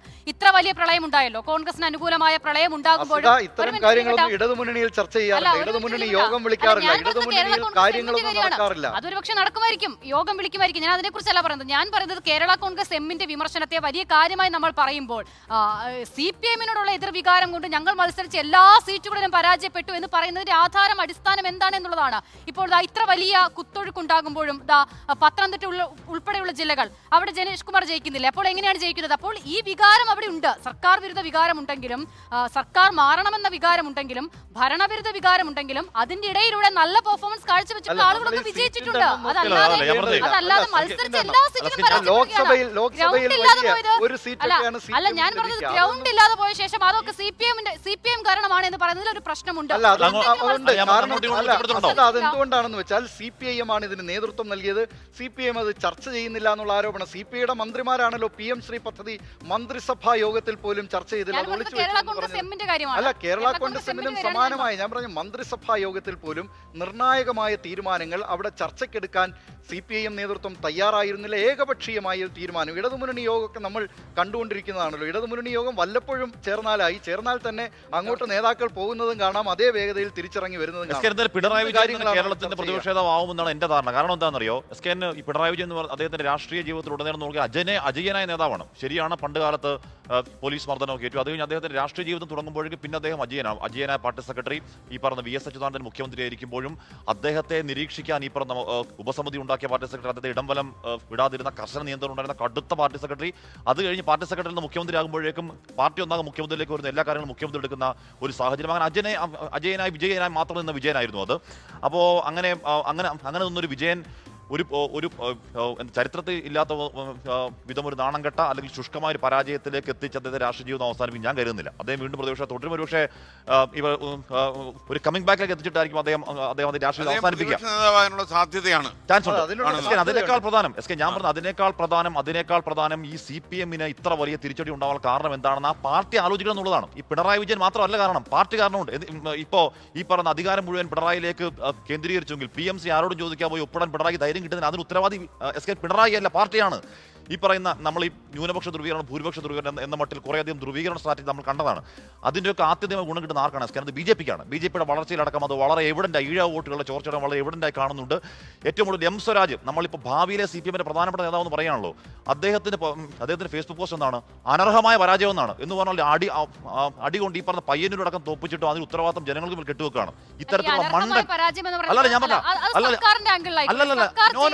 സർക്കാർ ചെയ്ത കാര്യങ്ങളെ ജനങ്ങൾ എങ്ങനെ കണ്ടു അങ്ങനെയായിരിക്കാം ഹാഷ്മി ഇത്. അല്ല എസ് കെ ഒരു വലിയ പരാജയം ഉണ്ട്. അല്ല ഹാഷ്മി, ഞാൻ പറഞ്ഞത് ആ ഒരു ആ പോസ്റ്റിന്റെ ബാക്കി എന്താണ്? ഞാൻ പറഞ്ഞത് ആ ഒരു ടേം എടുത്ത് അത് ജനങ്ങളുടെ തലയിൽ അല്ല, ആ പോസ്റ്റിന്റെ ബാക്കി എന്താണ്? സാധിക്കുന്നത് എന്നാണ് എന്റെ ചോദ്യം. ആ പോസ്റ്റിന്റെ ബാക്കി എന്താണ്? ഉദാസീനത വാക്കുണ്ട്. അല്ല ഒരു മിനിറ്റ്, അനർഹമായ ആ വാക്ക് മാത്രമല്ല, ആ വാക്ക് മാത്രമല്ല, അനർഹമായ പരാജയം എന്നതിനെ വിലയിരുത്തുമ്പോൾ സ്വാഭാവികമായും CPIM, CPI അല്ലെങ്കിൽ LDF അതിലപ്പുറം നമ്മൾ ഈ തെരഞ്ഞെടുപ്പ് പ്രചാരണത്തിലുടനീളം കണ്ടതല്ലേ, സർക്കാരിനെയാണ് പ്രൊജക്ട് ചെയ്തത്. ഒരു തർക്കവുമില്ലത്. സർക്കാർ ചെയ്ത കാര്യങ്ങളെയാണ് പ്രൊജക്ട് ചെയ്തത്. സർക്കാർ എന്ത് ചെയ്തു, എന്ത് ചെയ്തില്ല, വികസനമൊക്കെ ആ നിലയിൽ വന്നതാണ്. അപ്പോൾ അങ്ങനെ ഒരു ചർച്ച ആ ആസ്പെക്ടിനെ മാത്രം മുന്നിലോട്ട് വെച്ചൊരു തെരഞ്ഞെടുപ്പിൽ അത് ആ നിലയിൽ അംഗീകരിക്കപ്പെട്ടില്ല എന്നതുകൊണ്ടായിരിക്കും ആയിക്കൂടെ അനർഹമായ പരാജയം പറയാൻ പാടുണ്ടോ? അനർഹമായ പറയുന്ന വാക്ക് മാത്രമാണ്. ആ പോസ്റ്റിൽ ഉദാസീനത എന്ന വാക്കുണ്ട്, ആ പോസ്റ്റിൽ അരാഷ്ട്രീയത എന്ന വാക്കുണ്ട്. എന്താണ് കാരണം? അതായത് സർക്കാർ ഓക്കെ ആയിരുന്നു, പാർട്ടി ഓക്കെ ആയിരുന്നു, ജനത്തിന് തന്നെ കുറ്റം എന്ന മട്ടിൽ വിലയിരുത്താനാണ് പ്ലാനെങ്കിൽ എസ് കെ ഈ പാർട്ടിക്ക് ഉണ്ടാകാൻ പോകുന്ന അവസ്ഥ ഭീകരമാണ്. എന്ന് പറഞ്ഞാൽ ഈ പാർട്ടി കേരളത്തിന്റെ സോഷ്യൽ ഫാബ്രിക്കിൽ നിലനിൽക്കണം എന്ന ആത്യന്തികമായ ആഗ്രഹം പറയുന്നതാണ്. ആ രീതിയിലുള്ള ധിക്കാരം ദാഷ്ടമാണ് വിലയിരുത്തലെങ്കിൽ വലിയ കഷ്ടമാണ്. അത് മാത്രമേ പറയാനുള്ളൂ. എം സ്വരാജ് പോലെയുള്ള ഒരാൾ, പ്രത്യേകിച്ച് വാക്കുകളൊക്കെ അവിടെ സൂക്ഷിച്ചുപയോഗിക്കുന്ന എം സ്വരാജ് പോലെ ഒരാൾ പറയുന്നത് തീർച്ചയായിട്ടും ശ്രദ്ധിക്കണം. അനർഹം എന്ന് എനിക്ക് തോന്നിയത് തീർച്ചയായിട്ടും ഈ LDFന് അർഹതപ്പെട്ട പരാജയമല്ല. കുറച്ചേറെ നല്ല കാര്യങ്ങൾ ചെയ്തു, എന്നിട്ടും അർഹതയില്ലാത്തൊരു പരാജയം ഏറ്റുവാങ്ങേണ്ടി വന്നു എന്ന സ്ഥിതിയിലും ചിലപ്പോൾ അതിനെ വ്യാഖ്യാനിക്കാം. ദിലീപ് കുമാർ, ഈ അടുത്ത ദിവസങ്ങളിൽ ഒരു പ്രതിപക്ഷ നേതാവ് നമുക്ക് ലഭിക്കും. നമുക്ക് മുഖ്യമന്ത്രി പോലെ തന്നെ പരമപ്രധാനമാണെന്നുള്ള ചിന്തയിലേക്കാണ് പ്രതിപക്ഷ നേതാവിന്റെ സാന്നിധ്യവും വേണ്ടത്. ഡൽഹിയിൽ തുടരുന്ന CPM PB യോഗം ദിലീപിന്റെ ഒരു പ്രതീക്ഷ എങ്ങനെയാ, ഒരു നിരീക്ഷകന്റെ? അല്ല, ഞാൻ ഇതുപോലെ തന്നെ പിണറായി ഇതേപോലെ ഒരു സാഹചര്യം കേരളത്തിന്റെ രാഷ്ട്രീയ ചരിത്രത്തിലുണ്ടോ? ഒരു കഥാകാരൻ എന്നുള്ള നിലയിൽ ഞാൻ ഇല്ല, പ്രതിപക്ഷ നേതൃസ്ഥാനത്തെ ചൊല്ലി അങ്ങനെ കാര്യമായ തർക്കം നടന്നിട്ടില്ല. ഉള്ളത് നടന്നത് കോൺഗ്രസിൽ. കഴിഞ്ഞ തവണ രമേശ് ചെന്നിത്തലയെ ഭൂരിപക്ഷം MLA-മാർ അനുകൂലിക്കുന്ന ഒരു സ്ഥിതി വന്നപ്പോൾ ഹൈക്കമാൻഡ് തന്നെ ഇങ്ങോട്ടേക്ക് ഈ MLA-മാരോട് VD സതീശൻ ഇപ്പൊ അങ്ങനെ ഇല്ലെന്ന് പറയുന്നുണ്ട്. യഥാർത്ഥത്തിൽ അത് RC-യുടെ അവകാശവാദം മാത്രമാണ്. അല്ല, ഞാൻ പറഞ്ഞത് RC പറഞ്ഞു അത് RC-യുടെ മാത്രം നിലപാടാണ്. യഥാർത്ഥത്തിൽ അങ്ങനെ ആയിരുന്നില്ല. യഥാർത്ഥത്തിൽ സണ്ണി ജോസഫ് അവിടെ വീടിക്ക് വേണ്ടിയാണ്. അതല്ല ഹാഷ്മി, അങ്ങനെ ഒരു ഏതായാലും അത് ആരോപണമാവട്ടെ അവകാശവാദമാകട്ടെ, അങ്ങനെ ഒരു വസ്തുത അത് നടന്നിട്ടുള്ളത് ഈ UDF-ലാണ് അത്തരം കാര്യങ്ങൾ, കോൺഗ്രസിലാണ് അത്തരം കാര്യങ്ങൾ നടന്നത്. പ്രതിപക്ഷ നേതൃസ്ഥാനത്തെ ചൊല്ലി CPIM-ൽ ഇതുവരെ അത്തരത്തിലുള്ള ഒരു തർക്കം നടന്നിട്ടില്ല. പക്ഷേ ഇത്തരം ചില പ്രശ്നങ്ങളുണ്ട്. കനത്ത തോൽവിയുടെ പശ്ചാത്തലമുണ്ട്. പിണറായി വിജയൻ കഴിഞ്ഞ 10 വർഷക്കാലം കേരളം ഭരിച്ചു. കേരളത്തിൽ LDF ഭരണത്തിന് നേതൃത്വം നൽകി. CPIM-ന്റെ ഈ ഭരണവുമായി ബന്ധപ്പെട്ട കാര്യങ്ങളിലൊക്കെ നേതൃത്വം നൽകിയിട്ടുള്ള, ഒരുപക്ഷെ അതിൻ്റെയൊക്കെ അവസാന വാക്കെന്ന് പറയാൻ കഴിയാമായിരുന്ന പിണറായി വിജയനാണ് ഇപ്പോൾ ഈ പ്രതിപക്ഷ നേതൃസ്ഥാനത്തേക്ക് വരുന്നത് എന്ന ആ ആരോപണം. അതുമാത്രമല്ല, ഇക്കാര്യത്തിൽ പാർട്ടി ഏത് തരത്തിലുള്ള പരിശോധനയാണ് നടത്തുക, ഇനി ഏത് തരത്തിലുള്ള നവീകരണത്തിനാണ് CPIM വിധേയമാകാൻ പോവുക തുടങ്ങിയ കാര്യങ്ങളൊക്കെ, അത്തരം കാര്യങ്ങളിൽ ഈ പിണറായി വിജയനെ തന്നെ പ്രതിപക്ഷ നേതാവായി ഉയർത്തിക്കാട്ടിയാൽ അത് CPIM-നെ സംബന്ധിച്ച് പ്രതിരോധത്തിലേക്ക് പോകുന്ന ഒരു കാര്യമായിരിക്കുമെന്നതിനപ്പുറം പിണറായി വിജയനെ തന്നെ നിലവിലെ നേതാക്കളുടെ അവരുടെ സംഘടനാ പരിചയം കണക്കിലെടുത്താൽ, ഭരണപരിചയം കണക്കിലെടുത്താൽ, നിയമസഭയിലെ പരിചയം കണക്കിലെടുത്താലൊക്കെ പിണറായി വിജയൻ തന്നെ പ്രതിപക്ഷ നേതൃസ്ഥാനത്തേക്ക് വരാനുള്ള സാധ്യതയാണുള്ളത്. അതല്ലെങ്കിൽ CPIM കേന്ദ്ര നേതൃത്വം, അതിൽ MA ബേബിയുടെ പങ്കാണ്. MA ബേബി എന്ത് നിലപാടെടുക്കും എന്നത് വളരെ പ്രധാനപ്പെട്ട കാര്യമാണ്. മറ്റ് കേന്ദ്ര PB അംഗങ്ങൾ എന്ത് നിലപാടെടുക്കുമെന്നത് പ്രധാനപ്പെട്ട കാര്യമാണ്. ഇനി അതെല്ലാം അംഗീകരിച്ച് പിണറായി വിജയന്റെ പേരാണ് ഇവരെല്ലാം നിർദ്ദേശിക്കുന്നതെങ്കിൽ പിണറായി ഇതിന് ഈ പ്രതിപക്ഷ നേതൃസ്ഥാനത്തേക്ക് വരാൻ ഞാൻ തയ്യാറാണ് എന്ന കാര്യം അംഗീകരിക്കുമോ എന്നതും കാത്തിരിക്കേണ്ടി വരും. ഇല്ലെങ്കിൽ ഒരുപക്ഷെ അത് KN ബാലഗോപാൽ CPIM-ന്റെ കേന്ദ്ര കമ്മിറ്റി അംഗമെന്ന നിലയിൽ, പിന്നീടുള്ള സജി ചെറിയാനും മുഹമ്മദ് റിയാസൊക്കെയാണ്. അതുകൊണ്ട് കേന്ദ്ര കമ്മിറ്റി അംഗമെന്ന നിലയിൽ പിന്നീട് പിണറായി വിജയൻ ഒഴിഞ്ഞാൽ മാത്രം ആ നിലയിൽ KN ബാലഗോപാൽ വരാനുള്ള സാധ്യതയാണ് ഞാൻ. അവിടെ പ്രശ്നം ഇതാണ് എന്ന് പറഞ്ഞാൽ KN ബാലഗോപാൽ എന്ന് പറഞ്ഞാൽ ഒരു നല്ല മനുഷ്യനാണ്, സാത്വികനാണ്, മൃദുഭാഷിയാണ്. അദ്ദേഹത്തിന് അദ്ദേഹത്തിന് ഒരു പ്രതിഷേധത്തിന്റെയും പ്രതിരോധത്തിന്റെയും കുന്തമുനയെ നിലനിർപ്പിക്കാൻ, ഷാർപ്പായി നിൽക്കാൻ കഴിയുമെന്ന കാര്യത്തിൽ കാര്യം അദ്ദേഹത്തിന്റെ ഓരോരുത്തർക്കും വ്യക്തിപരമായ ചില സവിശേഷതകളും ചില പരിമിതികളും ഉണ്ടാവുമല്ലോ. അപ്പോൾ അതുകൊണ്ട് എനിക്കൊക്കെ അതിൽ സംശയമുണ്ട് കാര്യത്തിൽ. എന്തായാലും വേറെ ഓപ്ഷനിൽ KN ബാലഗോപാൽ ഞാൻ നേരത്തെ സ്വരാജിനെ എംസാറെ പറയുന്നത് ഇങ്ങനെയാണ്. ഞാൻ അതിനിടയിൽ ഒരു കാര്യം ചോദിക്കട്ടെ. അതായത് ഇപ്പം നമ്മളിപ്പോൾ കേട്ടു CPIയുടെ സംസ്ഥാന സെക്രട്ടറി ബിനോയ് വിശ്വം പറയുന്നു, ഞങ്ങൾ PMCയുടെ കാര്യം പറഞ്ഞു, ആശാ വർക്കേഴ്സിൻ്റെ കാര്യം പറഞ്ഞു, PMCയിൽ ഞങ്ങൾ വിജയിച്ചു, ആശാ വർക്കേഴ്സിൻ്റെ കാര്യം 2-3 തവണ പറഞ്ഞിട്ടും ചെവിക്കൊണ്ടില്ല എന്നുള്ളത് പറഞ്ഞു. അപ്പോൾ ഈ നമ്മുടെ MA ബേബി അദ്ദേഹം ഒരു കാര്യം പറഞ്ഞല്ലോ, വാ വളർന്ന് ഇനി അങ്ങ് വിമർശിക്കാം എന്ന് പറയുന്നത്. അപ്പോൾ ഇപ്പോഴും ഇവരുടെ പേടി മാറിയിട്ടില്ല. എൻ്റെ SK ഒന്നും പറഞ്ഞു. SK എന്ന് പറഞ്ഞാൽ പണ്ട് നമ്മൾ SFIയിലുള്ള കാലത്ത് അന്ന് അതിന് താഴെയുള്ള കമ്മിറ്റിയിൽ അത് ഏത് കാലമായിരിക്കും? അത് 2006 കാലം, 2003, 2000 ഒരു 5-6 വർഷം. SK ഏറ്റവും താഴെയുള്ള കമ്മിറ്റിയിലെ ഏറ്റവും മെലിഞ്ഞിരിക്കുന്ന പയ്യനൊക്കെ ഒന്ന് വിമർശനം നമ്മൾ ഞെട്ടിപ്പോകും. അമ്മാതിരി അടിക്കുന്നതാണ്. എന്നാൽ SFIയുടെ താഴെ കമ്മിറ്റി മുതൽ DYFI മുതൽ പാർട്ടി മുതൽ അങ്ങനെ ഭയരഹിതമായി വിമർശിക്കണമെന്ന് പറയേണ്ട പ്രത്യേകിച്ച് കാര്യമൊന്നുമില്ല. എന്ന് പറഞ്ഞാൽ ചർച്ച എന്ന് പറയുന്ന അർത്ഥം അങ്ങോട്ടും ഇങ്ങോട്ടും രൂക്ഷമായ വിമർശനം ഉന്നയിക്കുന്നത് മാത്രം, അല്ല സുഖിപ്പിച്ച് വർത്താനം പറയാവുന്ന പരിപാടി അവിടെ ഇല്ല. ആ പാർട്ടിയുടെ പാരമ്പര്യമുള്ള പാർട്ടിയുടെ സംസ്ഥാന സെക്രട്ടറി MV എന്ന് പറയുകയാണ് നിങ്ങൾക്ക് ഭയരഹിതമായി പറയണം എന്ന് പറയുകയാണ്. SK എന്തൊരു അപ്പോൾ ഈ പോയ 10 വർഷങ്ങൾ ഭയത്തിൽ മിണ്ടാതിരിക്കുകയാണെന്ന് അർത്ഥം.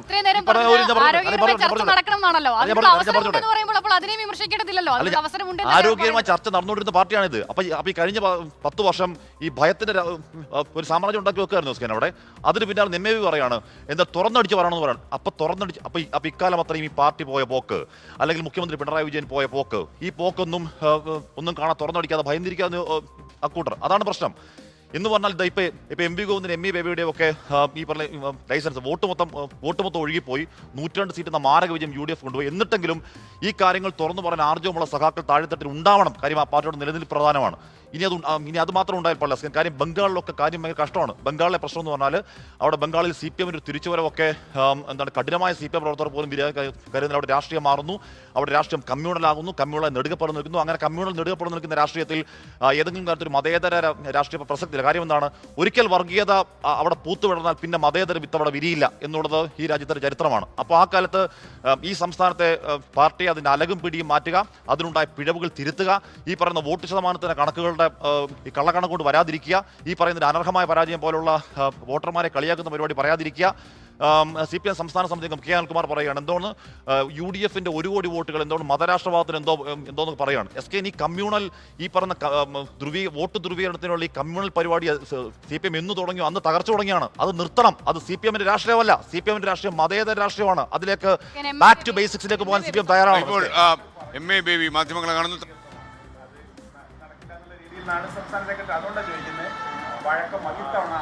അല്ല, ഇതിപ്പോൾ ഞാൻ ചർച്ച ചെയ്തിട്ടില്ല. സംസ്ഥാന സെക്രട്ടറി ഞാനും തമ്മിലും ചർച്ച ചെയ്തിട്ടില്ല. ബാക്കി എന്താ ചർച്ച ഉണ്ടെന്ന് അറിഞ്ഞുകൂടാ. ഇവിടെ ചർച്ച ചെയ്തിരുന്നെങ്കിൽ നിങ്ങളോട് പറയാൻ പറ്റുന്ന വല്ലതും ഉണ്ടെങ്കിൽ ഞാൻ പറഞ്ഞേനെ. നിങ്ങളോട് പറയാൻ പറ്റുന്ന, പക്ഷെ ഞങ്ങൾ ചർച്ച ചെയ്തിട്ടില്ല ഇവിടെ എന്നുള്ളതാണ് സത്യം. അതിനകത്ത് തർക്കം വേണ്ട. അല്ല, ചർച്ച ചെയ്യാതെ അതിനെക്കുറിച്ച് എങ്ങനെ പറയുക? ഇല്ല, ഇവിടെ ചർച്ച ചെയ്തിട്ടില്ല. ഇന്ന് രാഷ്ട്രീയ സ്ഥിതികളും പിന്നെ ഈ ബംഗാള്, തമിഴ്നാട്, കേരളം, ആസാം, പുതുച്ചേരി ഇവിടങ്ങളിലാണ് തെരഞ്ഞെടുപ്പ് ഫലവും അതിനെക്കുറിച്ചുള്ള ചർച്ചയാണ് ഇന്ന് നടന്നത്. ആ ചർച്ച തന്നെ സമാപിച്ചിട്ടില്ല. നാളെ തുടരാൻ പോകും. ഇത് വളരെ സത്യസന്ധമായിട്ടുള്ള വിവരങ്ങളാണ്. അപ്പോൾ ചർച്ച നടക്കുന്നതിനിടയ്ക്ക് എന്താണ് ചർച്ച ചെയ്തതെന്നുള്ളത് പറയാൻ പറ്റില്ല. ചർച്ച ചെയ്ത വിഷയം എന്താണെന്നുള്ള പറഞ്ഞു കഴിഞ്ഞു. ഇനി പൊയ്ക്കോട്ടെ, പറയാവുന്നല്ല ഞാൻ പറഞ്ഞു. കേരളത്തിൽ വലിയ തോൽവിയാണെന്നുള്ളതിനകത്ത് പോളിറ്റ് ബ്യൂറോ യോഗം നടക്കുകയാണ്. ആ യോഗത്തിൽ നിന്ന് പുറത്തേക്ക് വന്ന CPIMന്റെ ദേശീയ ജനറൽ സെക്രട്ടറി MA ബേബി സംസാരിക്കുകയായിരുന്നു. അപ്പോൾ അദ്ദേഹം പറയുന്നത് ഇതുവരെ പ്രതിപക്ഷ നേതാവിൻ്റെ കാര്യം ചർച്ച ചെയ്തിട്ടില്ല. 5 സംസ്ഥാനങ്ങളിൽ നടന്ന തെരഞ്ഞെടുപ്പിൻ്റെ കാര്യങ്ങൾ മാത്രമേ ചർച്ച ചെയ്തിട്ടുള്ളൂ. സത്യസന്ധമായിട്ട് അദ്ദേഹം പറയുകയായിരുന്നു. ഒരിക്കൽ കൂടി ദിലീപ് കുമാർ നമ്മൾ ആ പഴയ കഥ ഓർക്കണം. അദ്ദേഹത്തിൻ്റെ ഓണസ്റ്റിയുടെ കാര്യം, അതായത് കൊല്ലം SM കോളേജിൻ്റെ പശ്ചാത്തലം, അവിടെ തെരഞ്ഞെടുപ്പ് നടക്കുന്നു. അദ്ദേഹം ഇലക്ഷൻ നിൽക്കുന്നു. അദ്ദേഹം വോട്ടെണ്ണിയ സ്ഥലത്ത് നിന്ന് പുറത്തേക്ക് ഇറങ്ങി വരുന്നു. വളരെ സുസ്മേരവതനായി ചിരിച്ച് വളരെ ഉല്ലസിച്ച് അദ്ദേഹം ഇറങ്ങി വരുന്നു. അപ്പോൾ ആൾക്കാർ അദ്ദേഹത്തിന് SFIക്കാർ അദ്ദേഹത്തിനെ പൊക്കിയെടുത്തുകൊണ്ട് പോകുന്നു. അപ്പോൾ അദ്ദേഹം ജയിച്ചു കാണും എന്ന വിശ്വാസത്തിൽ അവരിൽ ആർപ്പ് വിളിക്കുന്നു. അതിനിടയിൽ പലരുടെയും കഴുത്തെ പിടിച്ച് താഴെ ഇറക്കാൻ അദ്ദേഹം ശ്രമിക്കുന്നു. ആരും താഴെ ഇറക്കുന്നില്ല. അദ്ദേഹത്തിന് അവസാനം ഒരുവിധം അദ്ദേഹം താഴെ ഇറങ്ങിയിട്ട് പറഞ്ഞു, ഞാനാണ് തോറ്റത് എന്ന് പറഞ്ഞു. അപ്പോൾ തോറ്റയാളിനെ എടുത്തുകൊണ്ട് പോരുത്. അപ്പോൾ അദ്ദേഹത്തിൻ്റെ മുഖത്തുള്ള ചിരിയും സന്തോഷവുമാണ് എടുത്തുകൊണ്ട് പോകാൻ കാരണം. ഒരു പരാജയത്തെ എത്രയും സന്തോഷത്തോടെ കാണുന്ന ഒരു പൊതുപ്രവർത്തകനായ, മാത്രമല്ല അന്ന് ജയിച്ച രാജ്മോഹൻ ഉണ്ണിത്താനാണ് എന്ന കാര്യം എടുത്തു പറയണം. അപ്പോൾ ഇങ്ങനെ ഈ ഒരു കഥ അങ്ങേര് തന്നെയാണ് പുറത്ത് പറഞ്ഞത്. MA ബേബി തന്നെയാണ് പറഞ്ഞത്. എന്തായാലും ബേബി സഖാവ് ചർച്ച ചെയ്തിട്ടില്ല എന്ന് പറഞ്ഞാൽ ചർച്ച ചെയ്തിട്ട് പ്രതിപക്ഷ നേതൃസ്ഥാനം അക്കാര്യത്തിൽ ഒരു തീരുമാനമെടുക്കാനും സമയം നീളും എന്നുള്ളതാണ്. മാത്രമല്ല അദ്ദേഹത്തിന് പരാജയത്തേക്ക് അദ്ദേഹം കാണുന്ന വേറൊരു ദാർശനിക തലത്തിലാണ് എന്ന് വേണമെങ്കിൽ പറയാം. ഞാൻ ഒറ്റക്കാര്യം പറഞ്ഞിട്ട് MA ബേബിയുടെ പ്രതികരണത്തിന് മുൻപ് CPIMന്റെ സംഘടനാ സംവിധാനവുമായി ബന്ധപ്പെട്ട ചർച്ചകളെ കുറിച്ച് വിമർശനങ്ങൾ തിരുത്തണം, ഇതൊക്കെയാണല്ലോ നമ്മൾ പറഞ്ഞുകൊണ്ടിരുന്നത്. ഇപ്പോൾ MA ബേബി തന്നെ പറയുന്നുണ്ട്, അവിടെ നടന്ന ചർച്ചകളിൽ നിങ്ങളോട് പറയാൻ പറ്റുന്ന കാര്യങ്ങളല്ലേ പറയാൻ പറ്റൂ എന്ന് ചോദിക്കുന്നുണ്ട്. ഈ 5 സംസ്ഥാനങ്ങളിലെയും തെരഞ്ഞെടുപ്പ് ഫലമാണ് അവിടെ ചർച്ച ചെയ്തത് എന്നതുകൂടി അദ്ദേഹം പറയുന്നുണ്ട്. അപ്പോൾ സ്വാഭാവികമായും തെരഞ്ഞെടുപ്പ് ഫലത്തിനോടൊപ്പം ഒപ്പം തന്നെ ആ 5 ഇടത്തും എങ്ങനെയാണ് ഇവർ പെർഫോം ചെയ്തതെന്നും എവിടെയാണ് ഇവർക്ക് പാളിച്ച പറ്റിയത് എന്നതുകൂടി ആ ചർച്ചയ്ക്ക് വന്നിട്ടുണ്ടാകണം എന്നുള്ളത് തന്നെ വേണം നമ്മൾ കരുതാൻ. അല്ലാതെ ഇനിയിപ്പോൾ CPM-ന്റെ പോളിറ്റ് ബ്യൂറോയിലും സ്റ്റേറ്റ് കമ്മിറ്റിയിലും ഒക്കെ മാധ്യമങ്ങളുടെ ഒരു പ്രതിനിധിയെ കൂടി കൊണ്ടിരുത്തി അതുകൂടി നമ്മൾ കേട്ടാൽ മാത്രമേ ഈ വിഷയം അവിടെ ചർച്ചയ്ക്ക് വന്നു എന്ന് നമ്മൾ വിശ്വസിക്കും. അല്ല എന്ന് പറയുന്നത് പ്രശ്നമുണ്ട്. കേരളം മാത്രം ഒരു ദിവസം എടുക്കുന്നുണ്ട്. കേരളത്തെ പരാജയം ചർച്ച ചെയ്യാൻ മാത്രം 1-2 ദിവസത്തിന് മാറ്റി വെച്ചിട്ടുണ്ട്. അല്ല ഞാൻ അതാണ് പറയുന്നത് സ്കെൻ. അപ്പോൾ ഈ ചർച്ചകൾ അവിടെ ക്രിയാത്മകമായി നടക്കുന്നുണ്ട് എന്നുള്ളത് തന്നെയാണ് ഈ നേതാക്കളൊക്കെ പറയുന്നത്. ഇനിയിപ്പോൾ തെരഞ്ഞെടുപ്പ് കഴിഞ്ഞ് ഇപ്പോൾ ഗോവിന്ദൻ മാസ്റ്ററുടെ ഹ്രസ്വമായ ഒരു വാർത്താ സമ്മേളനം ഉണ്ടായിരുന്നല്ലോ. ആ വാർത്താ സമ്മേളനത്തിലും CPIM-ൽ അത്ര അങ്ങോട്ട് പരിചയമില്ലാത്ത നിലയിൽ തന്നെ ഈ തെരഞ്ഞെടുപ്പിനെ അവർ വിലയിരുത്തുന്നുണ്ട് എന്നുള്ളത് തന്നെയാണ് അവർ പറയുന്നത്. എങ്ങനെയാണ് കീഴ് ഘടകങ്ങളിൽ ഓരോന്നും കൂടി അവിടെ അഭിപ്രായം പരിഗണിച്ച് അത് കേട്ട ശേഷം മുകളിലേക്ക് വരികയും അതിൽ ചർച്ച നടക്കുകയും ആ നിലയിലൊരു ഇടപെടൽ ഉണ്ടാകും എന്നുള്ളത് തന്നെയാണ് പറയുന്നത്. അപ്പോൾ തിരുത്തണം, ചർച്ച ഉണ്ടാകുന്നു എന്നൊക്കെ പറയുമ്പോൾ അതിനോടൊപ്പം തന്നെ തുറന്നു പറയണമെന്ന് പറയുന്നതിന് കൂടി ഭയരഹിതം എന്ന് പറയുന്നത് എന്തിനാണ്? ഭയരഹിതമായി പറയാനാണ് CPM-ന്റെ സ്വയം വിമർശനം എന്ന വാക്കിന് അർത്ഥം എന്താണ്? അവിടെ ഭയമില്ല. ഞാൻ എന്നെ വിമർശിക്കുകയാണ് കടുത്ത ഭാഷയിൽ. അതിന് എടുത്തു പറയേണ്ട കാര്യം എന്താണ്? നിങ്ങൾ ഭയരഹിതമായി പറയണമെന്ന് പറഞ്ഞാൽ ഒരു ഭയം ഉണ്ടെന്നല്ലേ? നമ്മുടെ ഗോപികൃഷ്ണൻ ചിന്തയിലേക്ക് വിലയം ചെയ്യുന്നു. അപ്പൊ എന്താണാവോ ചിന്തിച്ച്? അല്ലല്ല, ഇതിൽ രസകരമായ ഒരു കാര്യം, ഈ ഭയരഹിതമായി സംസാരിക്കാം എന്ന് CPM-ന്റെ സംസ്ഥാന സെക്രട്ടറി പറഞ്ഞത്. അല്ല, കാരണം എന്താന്ന് വെച്ചാൽ SKN ഉൾപാർട്ടി ജനാധിപത്യം അവകാശമായി അംഗീകരിച്ചിട്ടുള്ള ഭരണഘടനയാണ് CPM-ന്റേത്. അതിന് ഇനിയിപ്പോ CPM സംസ്ഥാന സെക്രട്ടറി MB ഗോവിന്ദൻ വന്ന് വാർത്താ സമ്മേളനം നടത്തില്ല, ഇനി നിങ്ങളൊക്കെ പേടിക്കാതെ കമ്മിറ്റിയിൽ അഭിപ്രായം പറയാമെന്ന് പറയേണ്ട കാര്യമില്ല. അത് അദ്ദേഹം പ്രതിനിധാനം ചെയ്യുന്ന സംഘടന, അതിന്റെ ഭരണഘടന ഉറപ്പ് നൽകുന്നതാണ് ഉൾപാർട്ടി ജനാധിപത്യം.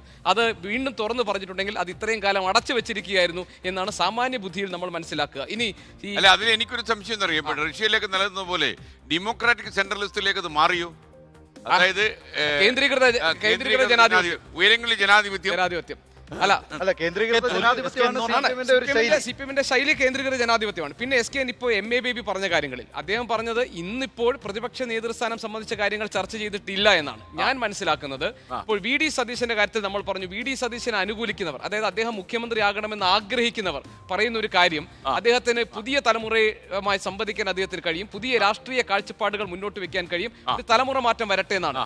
എന്തുകൊണ്ടാണ് CPM-ന്റെ കാര്യത്തിൽ അത് നമ്മൾ ആലോചിക്കാത്ത? പ്രതിപക്ഷ നേതൃസ്ഥാനത്തേക്ക് KN ബാലഗോപാൽ വരട്ടെ, അദ്ദേഹം ഒരു തലമുറ മാറ്റം വരട്ടെ, അദ്ദേഹത്തിന്റെ ഈ ചർച്ച കൺക്ലൂഡ് ചെയ്യുമ്പോൾ ദിലീപ് കുമാർ SKN അതാണ് CPM ഇപ്പോൾ ഈ ചർച്ച നടത്തും എന്നൊക്കെ പറയുന്നുണ്ടല്ലോ. ഇത് ഈ തെരഞ്ഞെടുപ്പിൽ മാത്രമല്ല, കഴിഞ്ഞ തദ്ദേശ തെരഞ്ഞെടുപ്പ്, അതിനു മുമ്പ് ലോക്സഭാ തെരഞ്ഞെടുപ്പ്, ഈ കാലത്തൊക്കെ താഴെത്തട്ടിൽ നിന്നുള്ള അഭിപ്രായം കേൾക്കുമെന്ന് പറഞ്ഞിട്ടുണ്ട്. അതിനു മുമ്പ് പ്ലീനങ്ങൾ പലതും നടന്നിട്ടുണ്ട്. തെറ്റുതിരുത്തൽ പ്രക്രിയയുമായി ബന്ധപ്പെട്ട് ഒന്നും ഫലവത്തായിട്ടില്ല, ഒരു കാര്യങ്ങളും നടപ്പാക്കിയിട്ടുമില്ല. അതിന്റെ ആവർത്തനമായിരിക്കും. SKN അങ്ങനെ പോയ കാലം പോലെ ആവാതിരിക്കട്ടെ. അലകും പിടിയും CPM തിരുത്തട്ടെ, അത് ആന്തരികമായി നവീകരിക്കപ്പെടട്ടെ. CPM കേരളത്തിന് ആവശ്യമുണ്ട്. കേരളത്തിലെ സോഷ്യൽ ഫാബ്രിക്കിന് CPM ശക്തമായി തുടരേണ്ടത് അനിവാര്യതയാണ്. ഇതോടെ ഇന്നത്തെ 24 ഗ്രാൻഡ് ഡിബേറ്റ് ഇവിടെ പൂർണ്ണമാകുന്നു. ലോകത്തെവിടെയായാലും ഏത് സമയത്തും 24 വാർത്തകളും ഓഗ്മെന്റഡ് റിയാലിറ്റി പാക്കേജുകളും എക്സ്പ്ലെയിനറുകളും വിശദമായി കാണാൻ ഞങ്ങളുടെ YouTube ചാനൽ നിങ്ങൾക്ക് സബ്സ്ക്രൈബ് ചെയ്യാം.